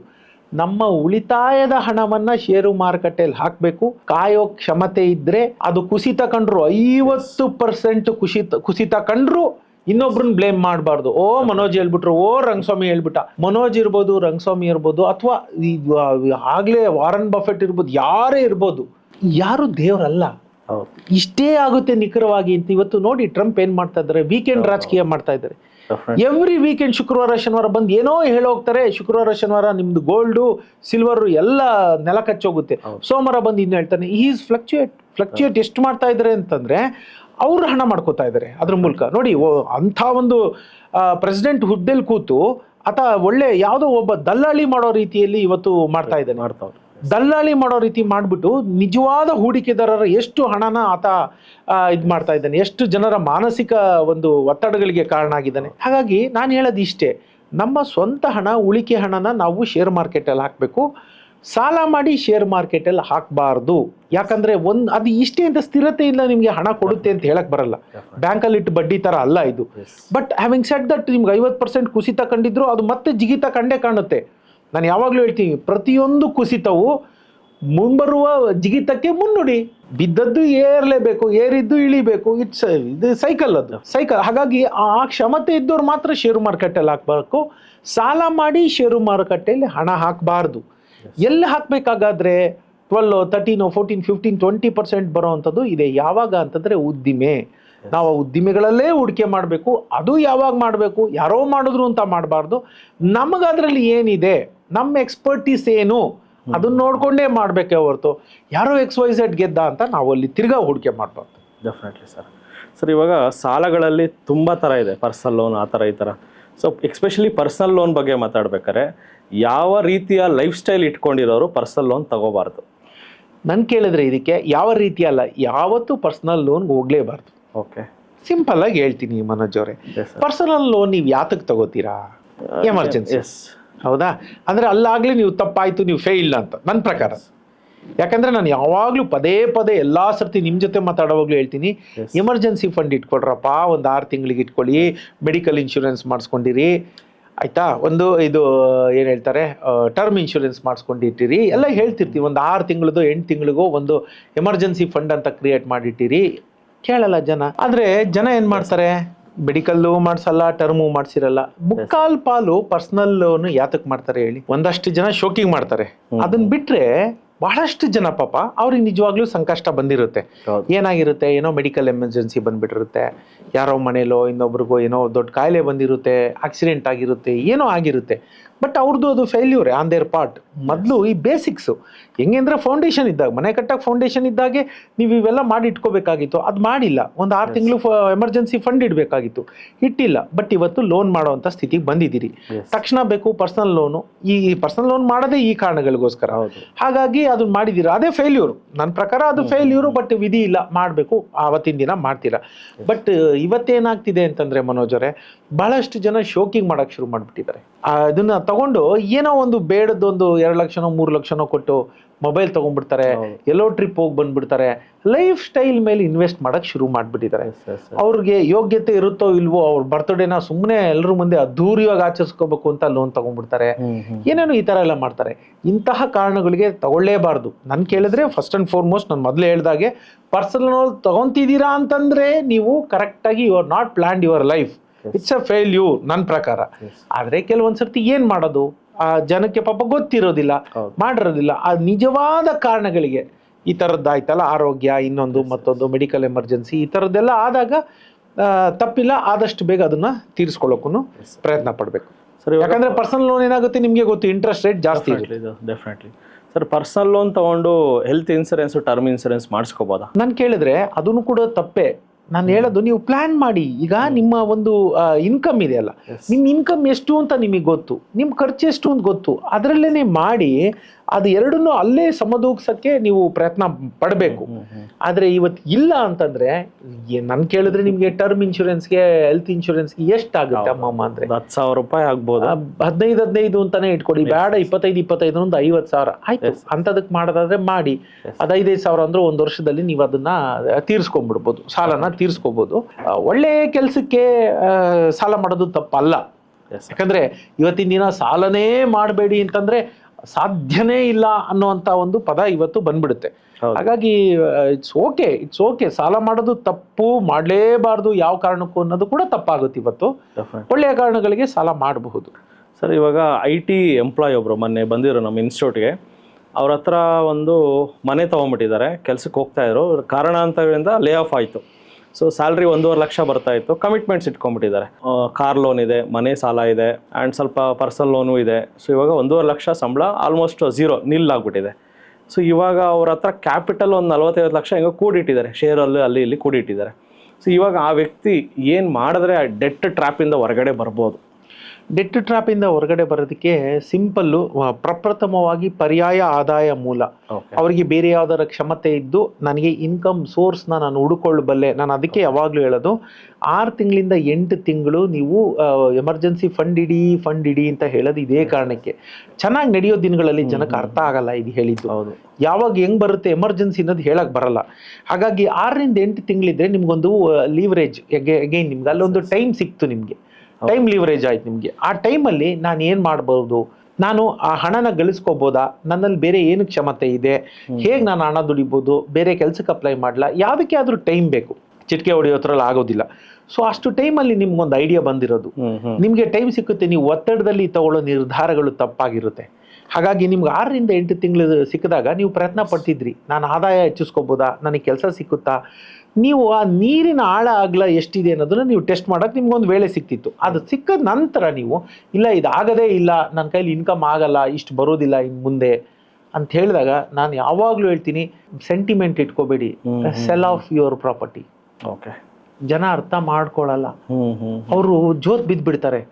ನಿಮ್ಗೊಂದು ಸಣ್ಣ ಉದಾಹರಣೆ ಹೇಳ್ತೀನಿ ಮನೋಜ್ ಅವರೇ. ಒಂದು ಕೋತಿಗೆ ಒಂದು ಪ್ರಯೋಗ ಮಾಡ್ತಾರೆ. ಆ ಒಂದು ಕೈ ಮಾತ್ರ ಹೋಗುವಷ್ಟು ಜಾಗ ಇರ್ತದೆ, ಅಲ್ಲಿ 3-4 ಬಾಳೆಹಣ್ಣು ಇಟ್ಟಿರ್ತಾರೆ. ಓಕೆ, ಕೋತಿ ಆಸೆ ಏನು ಮಾಡುತ್ತೆ, ಕೈ ಹಾಕ್ಬಿಡುತ್ತೆ. ಕೈ ಹಾಕುತ್ತೆ, ಬಾಳೆಹಣ್ಣು ಎತ್ಕೊಳ್ಳುತ್ತೆ, 4-5 ಬಾಳೆಹಣ್ಣು ವಾಪಸ್ ತೆಕ್ಕೊಳ್ಳೋಕ್ಕೆ ಅಂತ ಪ್ರಯತ್ನ ಪಡುತ್ತೆ. ಬರೋಕ್ಕಾಗೋದಿಲ್ಲ, ಯಾಕಂದ್ರೆ ಕೈ ಹೋಗುವಷ್ಟು ಮಾತ್ರ ಜಾಗ ಇರೋದು, ಅದ್ರಲ್ಲಿ ಆಗೋದಿಲ್ಲ. ಅದು ಪ್ರಯತ್ನ ಪಟ್ಟಿದ್ರೆ 1 ಬಾಳೆಹಣ್ಣು ತಗೊಂಡು ಬರ್ಬೋದಾಗಿತ್ತು. ಅದೇನ್ ಮಾಡುತ್ತೆ, ಅದು ಆಗೋದಿಲ್ಲ, ಅದಕ್ಕೆ ಬುದ್ಧಿ ಇಲ್ಲ ಪಾಪ. ಅದೇನ್ ಮಾಡುತ್ತೆ, ಕೈನ ಎಷ್ಟೆಷ್ಟು ಹಿಂಗೆ ಅಂದು ಅನ್ನುತ್ತೆ. ಇಡೀ ದಿನ ಹಂಗೆ ಮಾಡಿದ್ರು ಅದಕ್ಕೆ ಬಾಳೆಹಣ್ಣು ಕೈ ಬಿಡಲೇಬೇಕು, ಬಿಟ್ಟಾಗ ಮಾತ್ರ ಅದು ಫ್ರೀ ಆಗ್ತದೆ. ಸರಿ ಬಿಡಪ್ಪ ನನ್ನ ಜೀವನ ಅಂತ ಅದು ಬೇರೆ ಕಡೆ ಅನ್ನ ಹುಡ್ಕೋಬೋದಿತ್ತು, ಬೇರೆ ಕಡೆ ಹಣ್ಣು ಹುಡ್ಕೋಬೋದಿತ್ತು. ಆದ್ರೆ ಅದು ಹಂಗೆ ಮಾಡೋದಿಲ್ಲ, ಅಲ್ಲೇ ಇಟ್ಕೊಂಡು ಹಿಂಗೆ ಮಾಡ್ತಾ ಇರುತ್ತೆ. ಸಂಜೆ ಅಷ್ಟೊತ್ತಿಗೆ ಕೈಯೆಲ್ಲ ಅದಕ್ಕೆ ಗಾಯ ಆಗಿ ರಕ್ತ ಸೋರ್ತಾ ಇರುತ್ತೆ. ಇದು ಮಂಗದ ಮೇಲೆ ಆಗಿರೋ ಪ್ರಯೋಗ ನಾನು ಹೇಳ್ತಿರೋದು. ಈಗ ನಾವು ಅದೇ ರೀತಿ ಆಗ್ಬಿಡ್ತೀವಿ. ಏನ್ ಗೊತ್ತಾ, ನಮ್ಗೆ ಆ ಸೆಂಟಿಮೆಂಟ್ ಇದೆಯಲ್ಲ ಅದು ಬಿಡೋದಿಲ್ಲ. ಆ ಮನೇನ್ ಮಾರಕ್ಕೆ ಏನೋ ಇಟ್ಕೊಂಡಿರ್ತೀವಿ, ಅದು ಹೆಂಗ್ ಸಾಧ್ಯ? ನೀವು ಇದನ್ನ ಬಿಟ್ರೆ ನಿಮ್ ಕೈ ಈಚೆ ಬರೋದು. ಯು ಆರ್ ಡೆಡ್ ಟ್ರ್ಯಾಪ್ಡ್, ನಿಮ್ಗೆ ಬೇರೆ ವಿಧಿ ಇಲ್ಲ, ಬಿಟ್ಬಿಡಿ. ನಾನು ಹೇಳ್ತೀನಿ, ಎಷ್ಟೋ ಜನ, ನಾನು ಹೇಳಿದ್ನಲ್ಲ, ಒಂದು 250-300 ಜನಕ್ಕೂ ಹೆಚ್ಚು ನೋಡೋದಲ್ಲ, ನೀವು ನಂಬೋದಿಲ್ಲ, 3-4 ಜನ ನನ್ನ ಮಾತು ಕೇಳಿದ್ರು. ನನ್ನ ಮಾತು ಕೇಳಿದ್ರಿಂದ ಅವರು ಇವತ್ತು ಸುಖವಾಗಿದ್ದಾರೆ. ಎಲ್ಲದಕ್ಕಿಂತ ಅತ್ಯಂತ ಪ್ರಮುಖವಾಗಿ ಮನುಷ್ಯನಿಗೆ ಬೇಕಾಗಿರೋದು ನೆಮ್ಮದಿ ಮನೋಜ್ ಅವರೇ. Definitely sir. ನೀವು ಯಾವುದೋ ಸಾಲ ಇನ್ನೊಂದು ಸಿಕ್ಕಾಕೊಂಡ್ಬಿಟ್ರೆ ಸುಳಿಲಿ, ನಿಮ್ಮ ಹತ್ರ ಬಿಲ್ಡಿಂಗ್ ಇದೆಯಪ್ಪ, ಹೌದು, I will call them asset rich but cash poor. ಹೌದು, ನಿಮ್ಗೆ ದಿನನಿತ್ಯಕ್ಕೆ ಅನ್ನ ತಿನ್ನಕ್ಕೆ ದುಡ್ಡಿಲ್ಲ, ಅದು ಕಂತು ಕಟ್ಟಕ್ಕೆ ದುಡ್ಡಿಲ್ಲ, ನಂದು ಬಿಲ್ಡಿಂಗು ಅಂತ ಹೇಳ್ಕೊಂಡು ಏನ್ ಮಾಡ್ತೀರಾ? ಬಿಲ್ಡಿಂಗ್ ತಗೊಂಡು ಘಟ ಇದ್ರೆ ಮಠ ಕಟ್ಬೋದು ಅಂತ ಹೇಳ್ತಾರೆ. ಬಿಟ್ಬಿಡಿ, ಆ ಬಾಳೆಹಣ್ಣ ಬಿಟ್ಬಿಟ್ಟಿದ್ರೆ ಅದು ಗೊತ್ತಾಗ್ಬಿಡ್ಬೇಕು, ಅಯ್ಯೋ ಇದಿಲ್ಲ, ನನ್ನ ಕೈ ಹೋಗೋಷ್ಟೇ ಇರೋದು ಜಾಗ, ಈ ಬಾಳೆಹಣ್ಣು ತಗೊಂಡು ನಾನು ಈಚೆ ಕಡೆ ಬರ್ಲಿಕ್ಕೆ ಸಾಧ್ಯನೇ ಇಲ್ಲ, ಲೆಟ್ ಗೋ. ನಾ ಬಾಳೆಹಣ್ಣು ಬಿಟ್ಟಿದ್ರೆ ಕೈ ತಗೊಂಡು ಹೋಗಿದ್ರೆ ಎಲ್ಲೋ ಬೇರೆ ಕಡೆ ಹಣೆ ಬರ, ಎಲ್ಲೋ ಒಂದ್ ಕಡೆ ಇನ್ನೊಂದು ಹಣ್ಣು ಸಿಕ್ಕಿರೋದು ಅದಕ್ಕೆ. ಅರ್ಥ ಆಯ್ತಾ? ಸೊ ಇದನ್ನ ನಮ್ಮ ಜನ ಅರ್ಥ ಮಾಡ್ಕೋಬೇಕು.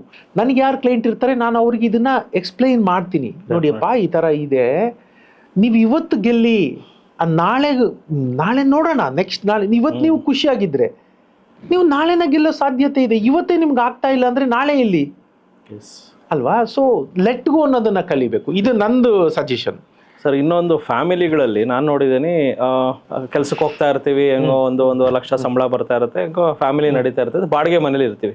ಈ ವಯಸ್ಸಾದ ತಂದೆ ತಾಯಿ ಅವ್ರಿಗೆ ಅಷ್ಟೊಂದು ಫಿನಾನ್ಷಿಯಲ್ ಲಿಟ್ರಸಿ ಇರಲ್ಲ. ಹೌದು. ಈ ಹೆಂಡತಿ ಕಡೆಯವರು ಅವರು ಇವರೆಲ್ಲ ಸೇರಿ, ಹೆಂಗೋ ನಿನ್ಗೆ 1 ಲಕ್ಷ ಬರ್ತಾ ಇದೆಯಲ್ಲ, ಮನೆ ತಗೋ, ಕಾರ್ ತಗೋ, ಇದನ್ನ ತಲೆಗೆ ಫೀಡ್ ಮಾಡ್ತಾನೆ ಇರ್ತಾರೆ. ಹೌದು. ಸೊ ಏನು ಮಾಡಕ್ಕಾಗ್ದಿರಾ ಈ ಒಂದು ವ್ಯಕ್ತಿ ಹೋಗ್ಬಿಟ್ಟು, ಇದು ಒಂದು ಘಟನೆ ನಡೆದಿರೋದೆ, ಮನೆ ತಗೊಂಡೇ ಬಿಟ್ಟ. So because of the family pressure. So ನೀವು ಆ ಫ್ಯಾಮಿಲಿಗಳಿಗೆ ಒಂದು ನೋಡ್ತಾ ಇರೋ ವೀಕ್ಷಕರುಗಳಿಗೆ, ಎಸ್ಪೆಷಲಿ ತಂದೆ ತಾಯಿ ವಯಸ್ಸಾಗಿರೋರಿಗೆ ಅದೊಂದು ಹುಚ್ಚುತನ, ನನ್ ಮಗ ಮನೆ ತಗೋಬೇಕು, ಬೆಂಗಳೂರಲ್ಲಿ ಮನೆ ತಗೋಬೇಕು ಅಂತ ಒಂಥರ ಕ್ರೇಜ್ ಅವ್ರಿಗೆ. ಆ ಪ್ರೆಷರ್ ಎಸ್ಪೆಷಲಿ ಹೆಂಡತಿ ಕಡೆಯವರಿಂದ ಮತ್ತೆ ಅವ್ರ ಅತ್ತೆ ಮಾವಿಂದ, ಇವ್ರ ತಂದೆ ತಾಯಿಯಿಂದ ಬಂದೇ ಬರುತ್ತೆ. ಏನಕ್ಕೆ ಅಂದ್ರೆ ಇವನೆಲ್ಲಿ ಬೇರೆ ದಾರಿ ಹಿಡ್ಕೊಂಡು ಹೋಗ್ಬಿಡ್ತಾನೋ, ಬೇರೆ ಎಲ್ಲೋ ಇನ್ವೆಸ್ಟ್ ಮಾಡ್ಬಿಟ್ಟು ಏನೋ ಹಾಳು ಮಾಡ್ಬಿಡ್ತಾನೋ, ಈ ಒಂದು ತಪ್ಪು ಕಲ್ಪನೆ ಇದೆ. ಸೊ ಇದ್ರ ಬಗ್ಗೆ ನಿಮ್ಮ ಅನಿಸಿಕೆ ಸರ್? ನಾನು ಸಿಂಪಲ್ ಆಗಿ ಹೇಳ್ತೀನಿ, ಮನೆ ಅನ್ನೋದು ವಾಸಕ್ಕೆ ಬೇಕಾಗಿರುವ ಒಂದು ಬೇಸಿಕ್ ನೆಸೆಸಿಟಿ. ಅದು ಸ್ವಂತದ್ದೇ ಆಗಿರಬೇಕು ಅಂತಿಲ್ಲ. ಇದನ್ನ ಫಸ್ಟ್ ಅಂಡರ್ಲೈನ್ ಮಾಡ್ಕೊಳ್ಳಿ, ಅರ್ಥ ಆಯ್ತಾ? ಅದು ಆದರೆ ನಾವು ಮನೆಯನ್ನ ಇನ್ವೆಸ್ಟ್ಮೆಂಟ್ ಅಂತ ನೋಡೋಕೆ ಶುರು ಮಾಡಿಬಿಟ್ಟಿದ್ದೀವಿ. ನಮ್ಮ ದೃಷ್ಟಿಕೋನ ಬದಲಾಗಬೇಕು. It's a FOMO, fear of missing out. ನಾವು 60 ಲಕ್ಷಕ್ಕೆ ತಗೊಂಡಿದ್ದೆ, ಇವತ್ತು 1 ಕೋಟಿ ಹೋಗ್ತಿದೆ. ಆಯ್ತಪ್ಪ, ನೀನು ಇವಾಗ ಮಾರಿ ತೋರಿಸು. ನೀವು ಬೆಂಗಳೂರಲ್ಲಿ ಅಪಾರ್ಟ್ಮೆಂಟ್ ಮಾರಿ ತೋರಿಸಿ ನನಗೆ ನೋಡೋಣ. ಯಾವುದೋ ಪ್ರೈಮ್ ಲೊಕೇಶನಲ್ಲಿ ಒಂದು 4 ಕಡೆ ಬಿಟ್ಟರೆ, ಬೇರೆ ಕಡೆ ನೀವು ತಗೊಂಡಿದ್ದ ಬೆಲೆಗೆ ಮಾರಿ ನನಗೆ ತೋರಿಸಿ. ನಾನು ನಿಮ್ಗೆ ಹೇಳ್ತಾ ಇದ್ದೀನಿ, 1 ಲಕ್ಷಕ್ಕೂ ಹೆಚ್ಚಿನ ಯೂನಿಟ್ಸು ಅನ್ಸೋಲ್ಡು ಬಿದ್ದಿವೆ. ಬೆಂಗಳೂರಲ್ಲಿ ಹೊಸದು ನಾನು ಹೇಳ್ತಿರೋದು, ರೀಸೇಲ್ದ ಹೇಳ್ತಿಲ್ಲ. ಅಂದ್ರೆ ಹಳೆ ಮನೆಗಳ ಮಾರಾಟದ ನಾನು ಲಿಸ್ಟಿಂಗ್ ಆಗಿರ್ತಾವಲ್ಲ, ಎಲ್ಲ ಯಾವ್ಯಾವ್ದು ವೆಬ್ಸೈಟ್ಗಳು ಇದಾವಲ್ಲ, ಅದ್ರ ಬಗ್ಗೆ ನಾನು ಮಾತಾಡ್ತಾ ಇಲ್ಲ. ಹೊಸದು sitting inventory sitting with the builders, promoters, ಅವ್ರ ಹತ್ರದೇ 1,00,000 ಯೂನಿಟ್ಗಿಂತ ಜಾಸ್ತಿ ಇದೆ ಮನೋಜರ ಇವತ್ತು. ನಿಮ್ಗೆ ಗೊತ್ತಿದೆ, ಅದೇನು ನಾನೇನು ಹೊಸ್ದಾಗಿ ಹೇಳ್ತಿರೋ ಡೇಟಾ ಅಲ್ಲ, ಅದು ಅಂಕಿಅಂಶಗಳು ನಿಮಗೆಲ್ಲ ಗೊತ್ತೇ ಇದೆ, ನಾನೇನು ಹೇಳ್ತಿರೋಂಥದ್ರಲ್ಲಿ. ಹಳೆ ಮನೆಗಳನ್ನ ಲೆಕ್ಕ ಹಾಕೊಳ್ಳಿ. So what is the probability of your old house selling for crores? ಏನೋ ಇಲ್ಲೆಲ್ಲೋ ಮಂತ್ರಿ ಮಾಲ್ ಮುಂದೆನೋ ಓರಿಯಾನ್ ಮಾಲ್ ಮುಂದೆನೋ ನೀವು ಹೇಳ್ದಂಗೆ ಅಪ್ರಿಸಿಯೇಷನ್ ಆಗಿರುತ್ತೆ, ಆಗುತ್ತೆ. ಎಲ್ಲ ಕಡೆ ಇಲ್ಲ. ನಾನು ಪದೇ ಪದೇ ಹೇಳ್ತೀನಿ, ಡಾಕ್ಟ್ರು ಅಂದಿದ ತಕ್ಷಣ ಎಲ್ಲ ಡಾಕ್ಟ್ರು ಫೇಮಸ್ ಅಲ್ಲ, ಎಲ್ಲ ಡಾಕ್ಟ್ರಿಗೂ ಅತ್ಯುತ್ತಮ ಜೀವನ ಇಲ್ಲ. ನೋಡಿ ಬೇಕಾರೆ only few doctors have got very good life, ಒಳ್ಳೆ ಹೈಫೈ ಜೀವನ ನಡೆಸ್ತಿರ್ತಾರೆ, ಸ್ಟಾರ್ಡಮ್ ಇರುತ್ತೆ, ಎಲ್ಲ ಇರುತ್ತೆ. ಮಿಕ್ದವರು ಎಲ್ಲೋ ಒಂದ್ ಕಡೆ ಬಂದು ಕ್ಲಿನಿಕ್ ಹಾಕೊಂಡೇ ಇರ್ತಾರೆ. ಅವ್ರೂ ಅತಿ ಮಧ್ಯಮ ವರ್ಗದ ಜೀವನನೇ ನಡೆಸ್ತಾ ಇರ್ತಾರೆ. ಇಂಜಿನಿಯರು ಅಷ್ಟೇ, CAಗಳು ಅಷ್ಟೇ. ಯಾರನ್ನೇ ತಗೊಳ್ಳಿ ನೀವು, ಅರ್ಥ ನಾನು ಹೇಳೋದು ಇಷ್ಟೇ, ಎಲ್ಲೋ ಒಂದ್ ಕಡೆ ಅಪ್ರಿಸಿಯೇಷನ್ ಆಗುತ್ತೆ. ಎಲ್ಲಾವುದು ಓರಿಯನ್ ಮಾಲ್ ಮುಂದೆನೆ ಇಲ್ವಲ್ಲಪ್ಪ, ಅರ್ಥ ಮಾಡ್ಕೊಳ್ಳಿ. ಸೊ ಜನ ಇದು ನಮ್ಮ ಜನ ಒಂದು ಅರ್ಥ ಮಾಡ್ಕೋಬೇಕು. ಆ ಮಕ್ಕಳಿಗೆ ಉಸಿರಾಡೋಕ್ಕೆ ಸಮಯ ಕೊಡಿ.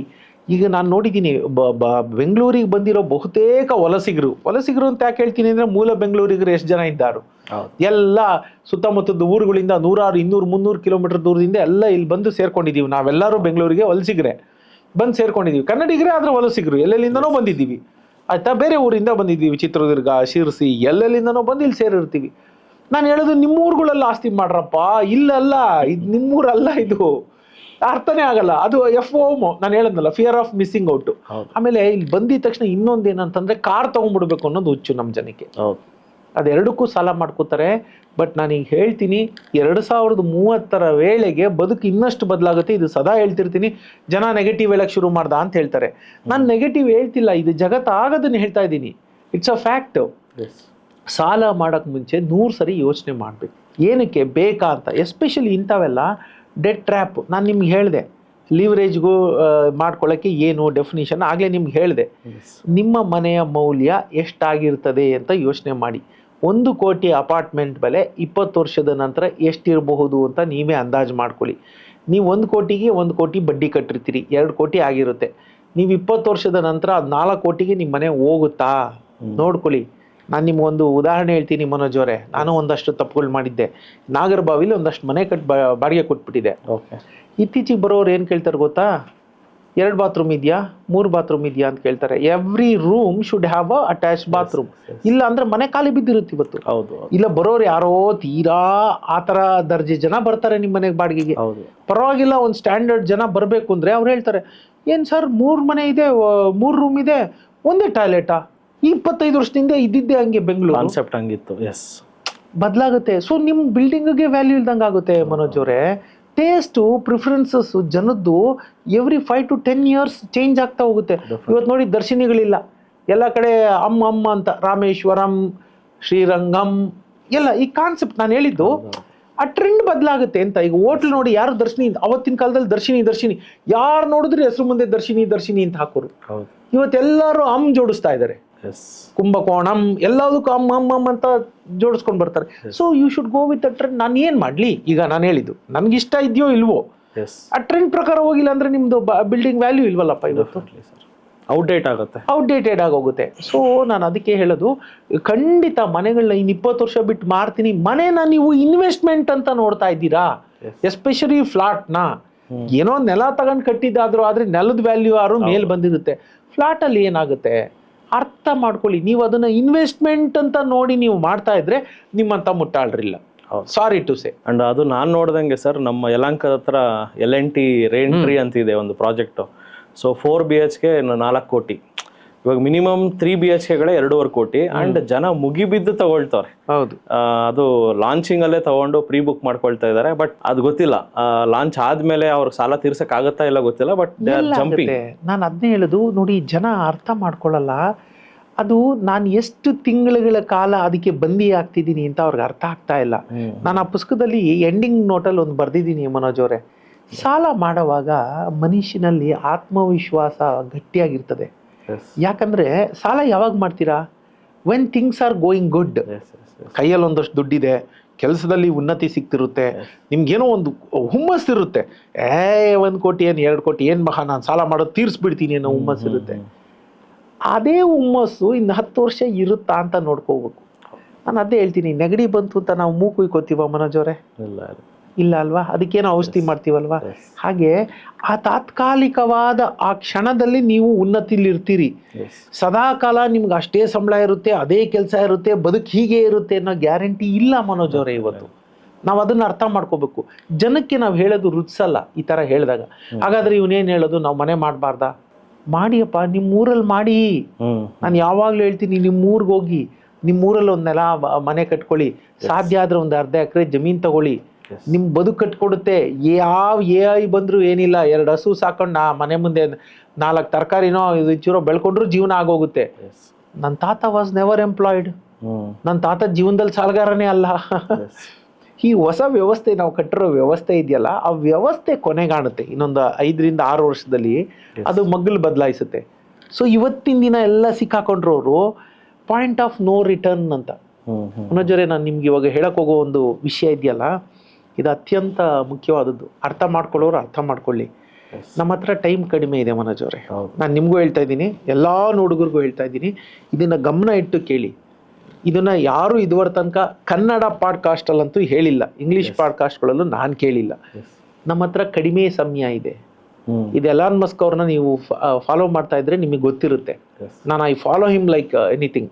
ಆತ ಏನು ಮಾತಾಡಿದ್ರು, ಏನು ಮಾತಾಡ್ತಾ ಇದ್ದಾನೆ ಅಂತ ನೋಡಬೇಕು. ಯಾಕಂದರೆ ಈಸ್ ಅ ವಿಷನರಿ. ಏನು ಆಗ್ತಾ ಇದೆ ಅನ್ನೋದು ಗೊತ್ತಾಗಬೇಕು. ನಮ್ಮ ಹತ್ರ ಎಲ್ಲರ ಹತ್ರನೂ ಟೈಮ್ ಕಡಿಮೆ ಇದೆ ಮನೋಜ್ ಅವರೇ. 10 to 15 ಇಲ್ಲ 10 ಅಂತ ಇಟ್ಕೊಳ್ಳಿ. 2036 ರಿಂದ 38, 12 ವರ್ಷ ಅಷ್ಟೇ ನಮ್ಮ ಹತ್ರ ಟೈಮ್ ಇರೋದು. ಈ 12 ವರ್ಷದಲ್ಲಿ ಪೊಸಿಷನ್ ಯುವರ್ ಸೆಲ್ಫ್. ಅದಾದ್ಮೇಲೆ ಇನ್ನು ತಲೆಮಾರುಗಳು ಕಳೆದ್ರು ನಿಮ್ಮ ಪೊಸಿಷನ್ ಚೇಂಜ್ ಆಗಲ್ಲ. ಅನ್ಲೆಸ್ ಅಂಡ್ ಅಂಟಿಲ್ ಟೆಕ್ನಾಲಜಿ ನೀವು ಹುಚ್ಚುಚ್ಚು ನಿಮ್ಮದು ನಾಲೆಡ್ಜ್ ಇದ್ದು ನೀವೇನಾನ ಎಲಿವೇಟ್ ಆಗಬೇಕೇ ಹೊರತು. ಫಾರ್ ಎಕ್ಸಾಂಪಲ್, ಬದುಕು ಅಂತ ಇಟ್ಕೊಳ್ಳಿ. ಬದುಕನ್ನು ಒಂದೊಂದು ಹೈರಾರ್ಕಿ. ಇಲ್ಲೆಲ್ಲೋ ಮನೋಜ್ ಅವ್ರು ಕೂತಿದ್ದಾರೆ, ಇಲ್ಲೆಲ್ಲೋ ರಂಗಸ್ವಾಮಿ ಇದ್ದಾನೆ, ಇಲ್ಲಾರೋ ಇನ್ನೊಬ್ಬ ರಾಮಸ್ವಾಮಿ ಇದ್ದಾನೆ, ಇಲ್ಲಾರೋ ಇರೋ ಪಳನಿಸ್ವಾಮಿ ಇದ್ದಾನೆ, ಏನೋ ಅಂತ ಇಟ್ಕೊಳ್ಳಿ. ಅಲ್ಲಲ್ಲೇ ಸ್ಟ್ಯಾಂಡ್ ಸ್ಟಿಲ್, ಬದಲಾಗಲ್ಲ. ನಾನು ಹೇಳ್ತಾ ಇದ್ದೀನಿ, ಇವತ್ತೇ ಹೇಳ್ತಾ ಇದ್ದೀನಿ, ಪೊಸಿಷನ್ ಯುವರ್ ಸೆಲ್ಫ್. ನಿಮ್ಮ ಹತ್ರ ಟೈಮ್ ಕಡಿಮೆ ಇದೆ, ನನ್ನ ಹತ್ರ ಟೈಮ್ ಕಡಿಮೆ ಇದೆ, ನೋಡ್ತಿರೋರು ಎಲ್ಲರ ಹತ್ರ ಟೈಮ್ ಕಡಿಮೆ ಇದೆ. ಇನ್ನು 10-12 ವರ್ಷ ಅದಾದ್ಮೇಲೆ ನೀವೇನೋ ಅಷ್ಟೇ, ಆ ಟ್ಯಾಗ್ ಲೈನ್ ಬದಲಾಗದೇ ಇಲ್ಲ. ಅರ್ಥ ಆಯ್ತಾ? ನಿಮ್ಮ socio economic status will never change. It will be stagnant. ಒಂದೇ ಪ್ಲೇಸಲ್ಲಿ ನಿಂತು ಬಿಡುತ್ತೆ. ನೀವು ಎಷ್ಟು ತಲೆ ಕೆಳಗೆ ಮಾಡಿದ್ರು ನೀವು ಇಲ್ಲಿಂದ ಇಂಚು ಮೇಲೆ ಹೋಗೋಕ್ಕಾಗಲ್ಲ. ಬದುಕು ಆ ಮಟ್ಟದಲ್ಲಿ ಬದುಕು ಬದಲಾಗುತ್ತೆ. So position yourself. ನೀವು ಸಾಲಗಾರ ಆಗಿದ್ರೆ ಫಾರ್ ಎವರ್ ಯುವರ್, ಹಿಂದೆ ಹೇಳ್ತಿದ್ರು ಗೊತ್ತಾ, ಜೀತ ಪದ್ಧತಿ ಅಂತ. ತಲೆಮಾರು ಅವ್ರ ಅಪ್ಪನ ಸಾಲ ತೀರ್ಸಕ್ಕೆ ಮಗ ಜೀತ ಮಾಡಿದಂತೆ. ಅದಾದ್ಮೇಲೆ ಅವ್ರ ಮಗುನ್ ಕರ್ಕೊಂಬಂದು 10 ವರ್ಷ ಆಗಿದ ತಕ್ಷಣ ಇನ್ಮೇಲಿಂದ ನನ್ನ ಮಗ ನಿಮ್ಮ ಹತ್ರ ಮಾಡ್ತಾನೆ ಬುದ್ಧಿ ಸಾವುಕಾರ್ರೆ ಅಂತ ನಾವು ಎಷ್ಟು ಪಿಕ್ಚರಲ್ಲಿ ನೋಡಿದೀವಿ. ಹೌದೌದು ಮನೋಜ್ ಅವರೇ, that day will come back. 10 years, mark my words Manoj ಅವರೇ. ಇನ್ನು 10 ರಿಂದ 12 ವರ್ಷ again it is called as economic slavery. ಈ ಪದನೂ ಹಾಕೊಳ್ಳಿ ಮನೋಜ್ ಅವರೇ, ಎಕಾನಾಮಿಕ್ ಸ್ಲೇವರಿ. ಸಾಲ ಮಾಡಕ್ ಮುಂಚೆ ಬಹಳ ಯೋಚನೆ ಮಾಡಿ ಸಾಲ ಮಾಡಿ. 10 to 12 years ನಾವು ಪೊಸಿಷನ್ ಯುವರ್ ಸೆಲ್ಫ್. ಒಳ್ಳೆ ಪೊಸಿಷನ್ಗೆ ಹೋಗಿ ನೀವು ಕೂತ್ರೆ ಅಲ್ಲೇ ಇರುತ್ತೆ ನಿಮ್ಮ ಕುಟುಂಬಗಳು. ನೆಕ್ಸ್ಟ್ ಬರೋ ಎಲ್ಲ ಮೇಲೆ ಹೋಗ್ಬೇಕು ಅಂದ್ರೆ ನಿಮ್ಮ ಕುಟುಂಬದಲ್ಲಿ ಯಾರೋ ಒಬ್ರು ಟೆಕ್ನಾಲಜಿಲಿ ಅಷ್ಟು ಉನ್ನತವಾದ ಮಟ್ಟದ ಜ್ಞಾನ ಬೆಳೆಸ್ಕೊಂಡ್ರೆ ಮಾತ್ರ ಇನ್ನೊಂದು ಮಟ್ಟಕ್ಕೆ ಎಲಿವೇಟ್ ಆಗ್ಬೋದು. ಇಲ್ಲ ಅಂದ್ರೆ ಮುಗ್ದೋಯ್ತು. It's all, everybody will be the same. ನೀವು ಇಂಚು ಬದಲಾಗೋದಿಲ್ಲ ಬದುಕು. ಸೊ ಟೆಕ್ನಾಲಜಿ ತುಂಬಾ ಚೇಂಜ್ ಆಗುತ್ತೆ. ಇದರಿಂದ ನಾವು ಎಚ್ಚರಿಕೆಯಿಂದ ಇರಬೇಕು. ನೀವು ಸಾಲ ಮಾಡಿದ್ರೆ ನೀವು ಡೆಟ್ ರಿಟರ್ನ್. ಅದು ಬಹಳ ಬಹಳ ಬಹಳ ಸಂಕ್ಲಿಷ್ಟವಾದ ಸಮಯಕ್ಕೆ ನಾವು ಎಂಟರ್ ಆಗ್ತಾ ಇದ್ದೀವಿ. So position your self. ನಿಮ್ಮ ಹತ್ರ ಟೈಮ್ ಇದೆ ಈಗ್ಲೂ, ಆದ್ರೆ ಕಡಿಮೆ ಇದೆ. ಇನ್ನು 10 ವರ್ಷದಲ್ಲಿ ನೀವೇನಾಗಿರ್ತೀರಿ ಸಮಾಜದಲ್ಲಿ ಅದೇ ಪರ್ಮನೆಂಟು. ಅವತ್ತಿಗೆ ನೀವು ಸಾಲಗಾರ ಆಗಿದ್ರೆ ಅದೇ ಪರ್ಮನೆಂಟು ಮನೋಜ್ ಅವರೇ. ತಿರ್ಗಾ ಪಾಪ ಇವಾಗ ನಾನು ಹೇಳಿದ್ರೆ ಅದು ಅಷ್ಟು ಕ್ಲೀನಾಗಿ ಅರ್ಥ ಆಗೋಲ್ಲ. ಯಾಕೆ ಹೇಳ್ತಿದ್ದಾನೆ, ಏನ್ ಹೇಳ್ತಿದ್ದಾನೆ ಅಂತ. Money will lose its value like hell 2036 so ನೀವು ಇಂಚು ಬದಲಾಗಕ್ಕಾಗಲ್ಲ. ನಿಮ್ ಜೀವನ ಬೇಕು ಅಂದ್ರೂ ನಾನು ಮತ್ತೆ ಪದೇ ಹೇಳ್ತಿದ್ದೀನಿ, ನಿಮ್ಮಲ್ಲಿ ಆ ಮಟ್ಟದ ಬುದ್ಧಿಶಕ್ತಿ ಇಲ್ದಿದ್ರೆ ಗಾನ್, ಮುಗೀತು. ಎಲಿವೇಟ್ ಆಗೋದೇ ಇಲ್ಲ ಬದುಕು. ಅಲ್ಲೇ stand still for ever. Sir, credit card debit card ಯಾವ್ದು ಯೂಸ್ ಮಾಡಿದ್ರೆ ಒಳ್ಳೇದು? ನಾನು ಕೇಳಿದ್ರೆ ಕ್ರೆಡಿಟ್ ಕಾರ್ಡ್ ಯೂಸ್ ಮಾಡಿದ್ರೆ ಒಳ್ಳೇದು, ಡೆಬಿಟ್ ಕಾರ್ಡ್ ಯೂಸ್ ಮಾಡಬಾರ್ದು. ಆದರೆ ಕ್ರೆಡಿಟ್ ಕಾರ್ಡ್ನು ಒಂದು ಮಟ್ಟದಲ್ಲಿ ಯೂಸ್ ಮಾಡಬೇಕು. ಯಾಕೆ ಅಂತಂದ್ರೆ ಡೆಬಿಟ್ ಕಾರ್ಡ್ ಅಲ್ಲಿ ನಿಮಗೆ ಗೊತ್ತಿರಂಗೆ there is no insurance, because that's your money. ನಿಮ್ಮ ಹಣನ ನೀವೇ ಮಾಡ್ತಿದ್ದೀರಿ ಡೆಬಿಟ್ ಕಾರ್ಡ್ ಮೂಲಕ. ಕ್ರೆಡಿಟ್ ಕಾರ್ಡ್ ಅಂದ್ರೆ ಅದು ಬ್ಯಾಂಕಿನ ದುಡ್ಡು, ನಿಮ್ ದುಡ್ಡಲ್ಲ. ಹೌದು. ಹಾಗಾಗಿ ಅದು ಇನ್ಶೂರ್ಡ್ ಆಗಿರುತ್ತೆ. ಫ್ರಾಡ್ ಗೀಡ್ ಆಯ್ತು ಅಂದ್ರೆ ನೀವು ತಲೆ ಕೆಡ್ಸ್ಕೋಬೇಕಾಗಿಲ್ಲ, ಅವ್ರು ಹೊಡೆದಾಡ್ತಾರೆ. ಹಾಗಾಗಿ credit card is good provided ಅದನ್ನ ಹೇಗೆ ಬಳಸ್ಕೋಬೇಕು ಅನ್ನೋದು ನಿಮ್ಗೆ ಗೊತ್ತಿರಬೇಕು. ಜನ ಏನ್ ಮಾಡ್ತಾರೆ ನಿಮ್ಗೆ ಗೊತ್ತು, 5, 6 ಕಾರ್ಡ್ ಇಟ್ಕೋತಾರೆ, ಅಲ್ಲಿ ಸ್ವೈಪ್ ಮಾಡ್ತಾರೆ, ಇಲ್ಲಿಗೆ ಹಾಕ್ತಾರೆ, ಇಲ್ಲಿ ಸ್ವೈಪ್ ಮಾಡ್ತಾರೆ, ಅಲ್ಲಿ ಮಾಡ್ತಾರೆ. ಇವೆಲ್ಲ ಅಲ್ಲಿ ಲಿವರೇಜ್ ಮಾಡಕ್ ಹೋಗ್ತಾರೆ. ಆದ್ರೆ ನಾನು ಲಿವರೇಜ್ ಅನ್ನೋದು ಏನು ಹೇಳಿದೆ ಹೇಳಿ, ಹಿಂಗೆ ಹಾಡ್ದಂಗೆ ಆಯ್ತಾ, ಯಾವ ಕ್ಷಣದಲ್ಲಿ ಬೀಳುತ್ತೆ ಹೇಳಲಿಕ್ಕೆ ಆಗೋದಿಲ್ಲ. ಸೊ ನಾನು ಕೇಳಿದ್ರೆ ಡೆಬಿಟ್ ಕಾರ್ಡ್ ಬೇಡ, ಕ್ರೆಡಿಟ್ ಕಾರ್ಡ್ ಉತ್ತಮ. ಆದರೆ ಕ್ರೆಡಿಟ್ ಕಾರ್ಡ್ ಕೂಡ ನಾನು ಅನವಶ್ಯಕವಾಗಿ ಬಳಸಬೇಡಿ. ನಿಮ್ಗೆ ಎಷ್ಟು ದಿನ ಕೊಟ್ಟಿರ್ತಾರೆ ಅದಕ್ಕಿಂತ 2 ದಿನ ಮುಂಚೆನೇ ಸ್ಟ್ಯಾಂಡಿಂಗ್ ಇನ್ಸ್ಟ್ರಕ್ಷನ್ ಕೊಡಿ. ತಿರ್ಗಾ ನಾನು ಹೇಳ್ತಿದ್ದೀನಿ, ಕ್ರೆಡಿಟ್ ಕಾರ್ಡ್ ಅಂದ್ರೆ ಅವ್ರೇನೋ ನಿಮಗೆ ಫ್ರೀ ಕೊಡ್ತಿರೋ ದುಡ್ಡಲ್ಲ, ಅರ್ಥ ಮಾಡ್ಕೊಳ್ಳಿ. ಆ ಪುಸ್ತಕದಲ್ಲಿ ನಾನು ಬರೆದಿದ್ದೀನಿ ಹೇಗೆ ಕ್ರೆಡಿಟ್ ಕಾರ್ಡು ನಿಮ್ದು ಕೇವಲ 50,000 ಸಾಲ ಉಳ್ಕೊಂಡಿದ್ರೆ ಅಲ್ಲಿ ಕ್ರೆಡಿಟ್ ಕಾರ್ಡಲ್ಲಿ ಬಾಕಿ ಇದ್ರೆ ಅದು ಹೆಂಗೆ ಅದು ನಿಮ್ಮ ಕೊರಳಿಗೆ ನೇಣಾಗಿ ಒಂದಷ್ಟು ವರ್ಷದಲ್ಲಿ 5 ಲಕ್ಷ 10 ಲಕ್ಷ ಆಗ್ಬಿಡ್ಬೋದು. ಯಾಕಂದ್ರೆ ಆ ಮಟ್ಟಕ್ಕೆ ಚಕ್ರ ಬಡ್ಡಿ ಹೊಡಿತಾರ ಅವ್ರು. ಗೊತ್ತಾ, ಕ್ರೆಡಿಟ್ ಕಾರ್ಡ್ ಅವ್ರು ಸುಮ್ಮನೆ ಅಲ್ಲ, 35% 40% ತನಕ ಬಿದ್ಬಿಡುತ್ತೆ. ಏನ್ ತಮಾಷೆ ಆಯ್ತಾ, ಇಮ್ಯಾಜಿನ್ ಮಾಡಿ, ಅದು ಬಡ್ಡಿ ಚಕ್ರ ಬಡ್ಡಿ, ಬಡ್ಡಿ ಚಕ್ರ ಬಡ್ಡಿ, ಬಡ್ಡಿ ಚಕ್ರ ಬಡ್ಡಿ, ಅದು ನೀವು ಆಗದೇ ಇಲ್ಲ, ಅದು ಆ ಮಟ್ಟ ಕೊಟ್ಟೋಗುತ್ತೆ. ಹಾಗಾಗಿ ಅದು ಫ್ರೀ ಕೊಡ್ತಿರೋ ಹಣ ಅಲ್ಲ. ಅದು ಒಂದು ಹೆಂಗೆ ಅಂತ ಹೇಳಿದ್ರೆ, ನಿಮಗೆ ಒಂದು ಕೊಟ್ಟಿರೋವಂತಹ ಒಂದು ಸಣ್ಣ window, small window to use it for so many days, ಒಂದು 25 ದಿನನೋ 30 ದಿನನೋ ಅದು ನಿಮಗೆ ಟೈಮ್ ಇರುತ್ತೆ. ಆ ಟೈಮಲ್ಲಿ ನಾನು ಹೇಳೋದು ನಿಮ್ಮ ಬ್ಯಾಂಕ್ ಅಕೌಂಟಲ್ಲಿ ಹಣ ಇರಬೇಕು, ಸೇಫ್ಟಿ ಪರ್ಪಸ್ಗೆ ಇದನ್ನು ಯೂಸ್ ಮಾಡಬೇಕು. ಅದು ಡ್ಯೂ ಡೇಟ್ಗಿನ್ನ 1 or 2 ಡೇಸ್ ಮುಂಚೆನೆ ಬ್ಯಾಂಕಲ್ಲಿ ನೀವು ಸ್ಟ್ಯಾಂಡಿಂಗ್ ಇನ್ಸ್ಟ್ರಕ್ಷನ್ ಕೊಟ್ಟಿರ್ಬೇಕು, ನನ್ನ ಅಕೌಂಟಲ್ಲಿ ದುಡ್ಡಿದೆ, ಅದನ್ನ ನೀವು ಕ್ರೆಡಿಟ್ ಕಾರ್ಡ್ಗೆ ಸೆಟ್ ಆಫ್ ಮಾಡಿಬಿಡಿ ಅಂತ. ಹಾಗೆ ಮಾಡಿದ್ರೆ ಮಾತ್ರ, ಯಾಕೆಂದರೆ ಅದರಲ್ಲಿ ನಿಮಗೆ ತುಂಬ ಆಫರ್ಗಳಿದೆ. ಕ್ರೆಡಿಟ್ ಕಾರ್ಡಲ್ಲಿ ನೋಡಿದ್ರೆ ನಿಮಗೆ ಎಷ್ಟೋ ಕಡೆ ಡಿಸ್ಕೌಂಟ್ ಸಿಗ್ತದೆ, ಆಫರ್ ಸಿಗುತ್ತೆ, ಪಾಯಿಂಟ್ಸ್ ಅಕ್ಯುಮುಲೇಟ್ ಆಗ್ತದೆ. ನೀವು ಅದನ್ನು ಕರೆಕ್ಟಾಗಿ ಯೂಸ್ ಮಾಡಿಕೊಂಡ್ರೆ ಎಲ್ಲ ನಿಮ್ಮ ಖರ್ಚುಗಳನ್ನ ಮಾಡಿ, ನಿಮ್ಮ ಖರ್ಚು ತಿಂಗಳಿಗೆ ₹1,00,000 ಇದ್ದರೆ ಅದ್ರ ಮೂಲಕನೇ ಎಲ್ಲ ಮಾಡ್ಕೊಂಬಂದ್ರೆ 1 ವರ್ಷ 2 ವರ್ಷ ಅನ್ನೋಷ್ಟೊತ್ತಿಗೆ ನೀವು ಒಂದು ಎಲ್ಲೋ ಸಣ್ಣ ದುಬೈಗೆ ಹೋಗ್ಬರುವಂಥ ಏರ್ ಟಿಕೆಟ್ ಫ್ರೀ ಬಂದ್ಬಿಡುತ್ತೆ. So you have to plan. ಅದು ಕೂಡ ಅದು ತುಂಬ ಒಳ್ಳೇದು. ಕ್ರೆಡಿಟ್ ಕಾರ್ಡು ಮಾಡಬೇಕು, ಟ್ರ್ಯಾಕ್ ಇಟ್ಕೋಬೇಕು, ಒಂದು ಕಾರ್ಡ್ ಇಟ್ಕೋಬೇಕು. ಏನು ಮಾಡ್ತಾರೆ, 5 ಕಾರ್ಡ್ ಕೊಟ್ಟರು ಅಂತ ಇಲ್ಲಿ ಅಲ್ಲಿ ಅಲ್ಲಿ ಇಲ್ಲಿ ತೊಗೊಂಡ್ಬಿಡ್ತಾರೆ. ತೊಗೊಂಡ್ಬಿಟ್ಟು ಆಮೇಲೆ ಆ ಟ್ರ್ಯಾಕ್ ಇಡಲ್ಲ. ಇದರಲ್ಲಿ ಲಿಮಿಟ್ ಇದೆ, ಬಾಸ್ ನಿನ್ನ ಹತ್ರ ಹಣ ಇಲ್ಲ, ನಿನ್ನ ಹತ್ರದ 5 ಲಕ್ಷನೇ, ಅವನು 5 ಜನ 5 ಲಕ್ಷ ಕೊಟ್ಟಿದ್ದಾರೆ. ಅದರ ಅರ್ಥ ನಿನ್ನ ಹತ್ರ 25 ಲಕ್ಷ ಇದೆ ಅಂತಲ್ಲ, ನಿನ್ನ ಬ್ಯಾಂಕಲ್ಲಿ ಹಣ ಎಷ್ಟಿದೆ, ನಿನಗೆ ಕಟ್ಟಕ್ಕೆ ಎಷ್ಟಾಗುತ್ತೆ, ಅದೇ ನಿನ್ನ ಲಿಮಿಟ್ಟು. ಹೌದು, ಪಾಪ XYZ ಬ್ಯಾಂಕೆ ABC ಬ್ಯಾಂಕ್ಗೆ ಗೊತ್ತಿಲ್ಲ. ಅವರು 5 ಲಕ್ಷದ ಒಂದು ಕ್ರೆಡಿಟ್ ಕೊಟ್ಟರು, ಇವರು 5 ಲಕ್ಷದ ಕ್ರೆಡಿಟ್ ಕಾರ್ಡ್ ಕೊಟ್ಟರು, ಅವ್ರು ಇನ್ನೊಂದು 5 ಲಕ್ಷ ಲಿಮಿಟ್ ಇರೋ ಕ್ರೆಡಿಟ್ ಕಾರ್ಡ್ ಕೊಟ್ಟಿದ್ದಾರೆ. ಅದರ ಅರ್ಥ ನೀವು 15 ಲಕ್ಷ ಉಜ್ಕೊಂಡು ತಿನ್ಬಿಡ್ಬೋದು ನಾನು ಅಂತ ಯಾರು ಫ್ರೀ ಕೊಡ್ತಾ ಇಲ್ಲ. ನಿಮ್ಮ ಬ್ಯಾಂಕ್ ಅಕೌಂಟಲ್ಲಿ ಎಷ್ಟಿದೆ, ಲಕ್ಷ ಇದೆ, ಅಷ್ಟೇ ನೀವು ಸ್ಪೆಂಡ್ ಮಾಡೋಕ್ಕಾಗೋದು. ಅವ್ರು ಯಾರೋ ಲಿಮಿಟ್ ಕೊಟ್ಟಿದ್ದಾರೆ ಅಂತ 15 ಲಕ್ಷ ನೀವು ಸ್ಪೆಂಡ್ ಮಾಡಿದ್ರೆ ನಿಮ್ಮ ಬ್ಯಾಂಕಲ್ಲಿ ಇರೋದೇ 1 ಲಕ್ಷ. ಎಲ್ಲಿದೆ ನಿಮಗೆ ಆದಾಯನೇ ಇಲ್ವಲ್ಲ. ಸೊ ಬಿ ಕೇರ್ಫುಲ್, ಟ್ರ್ಯಾಕ್ ಇಟ್ಕೊಂಡು ಮಾಡಿದ್ರೆ ಕ್ರೆಡಿಟ್ ಕಾರ್ಡು ರಿಯಲಿ ವರ, ಅದು ವರದಾನ. ಅದು ಇಲ್ದಿದ್ರೆ ಅದು ಕುತ್ತಿಗೆಗೆ ನೇಣಿನ ಕುಣಿಕೆ ಕೂಡ ಆಗ್ಬಿಡುತ್ತೆ. ಇನ್ನೊಂದು ವೆರಿ ಇಂಪಾರ್ಟೆಂಟ್ ಸರ್, ಸಾಲ ಮಾಡ್ಬೇಕಾದ್ರೆ ಜನರಲಿ ಒಬ್ಬ ಮನುಷ್ಯ ಸಿಬಿಲ್ ಸ್ಕೋರ್ನ ಇಂಪ್ರೂವ್ಮೆಂಟ್ ಮಾಡ್ಕೊಳ್ಳೋದು ಹೇಗೆ, ಇಲ್ಲ ಅದನ್ನ ಹೇಗೆ ಸ್ಟೇಬಲ್ ಆಗಿ ಇಟ್ಕೊಳ್ಳೋದು ಹೇಗೆ ಸರ್?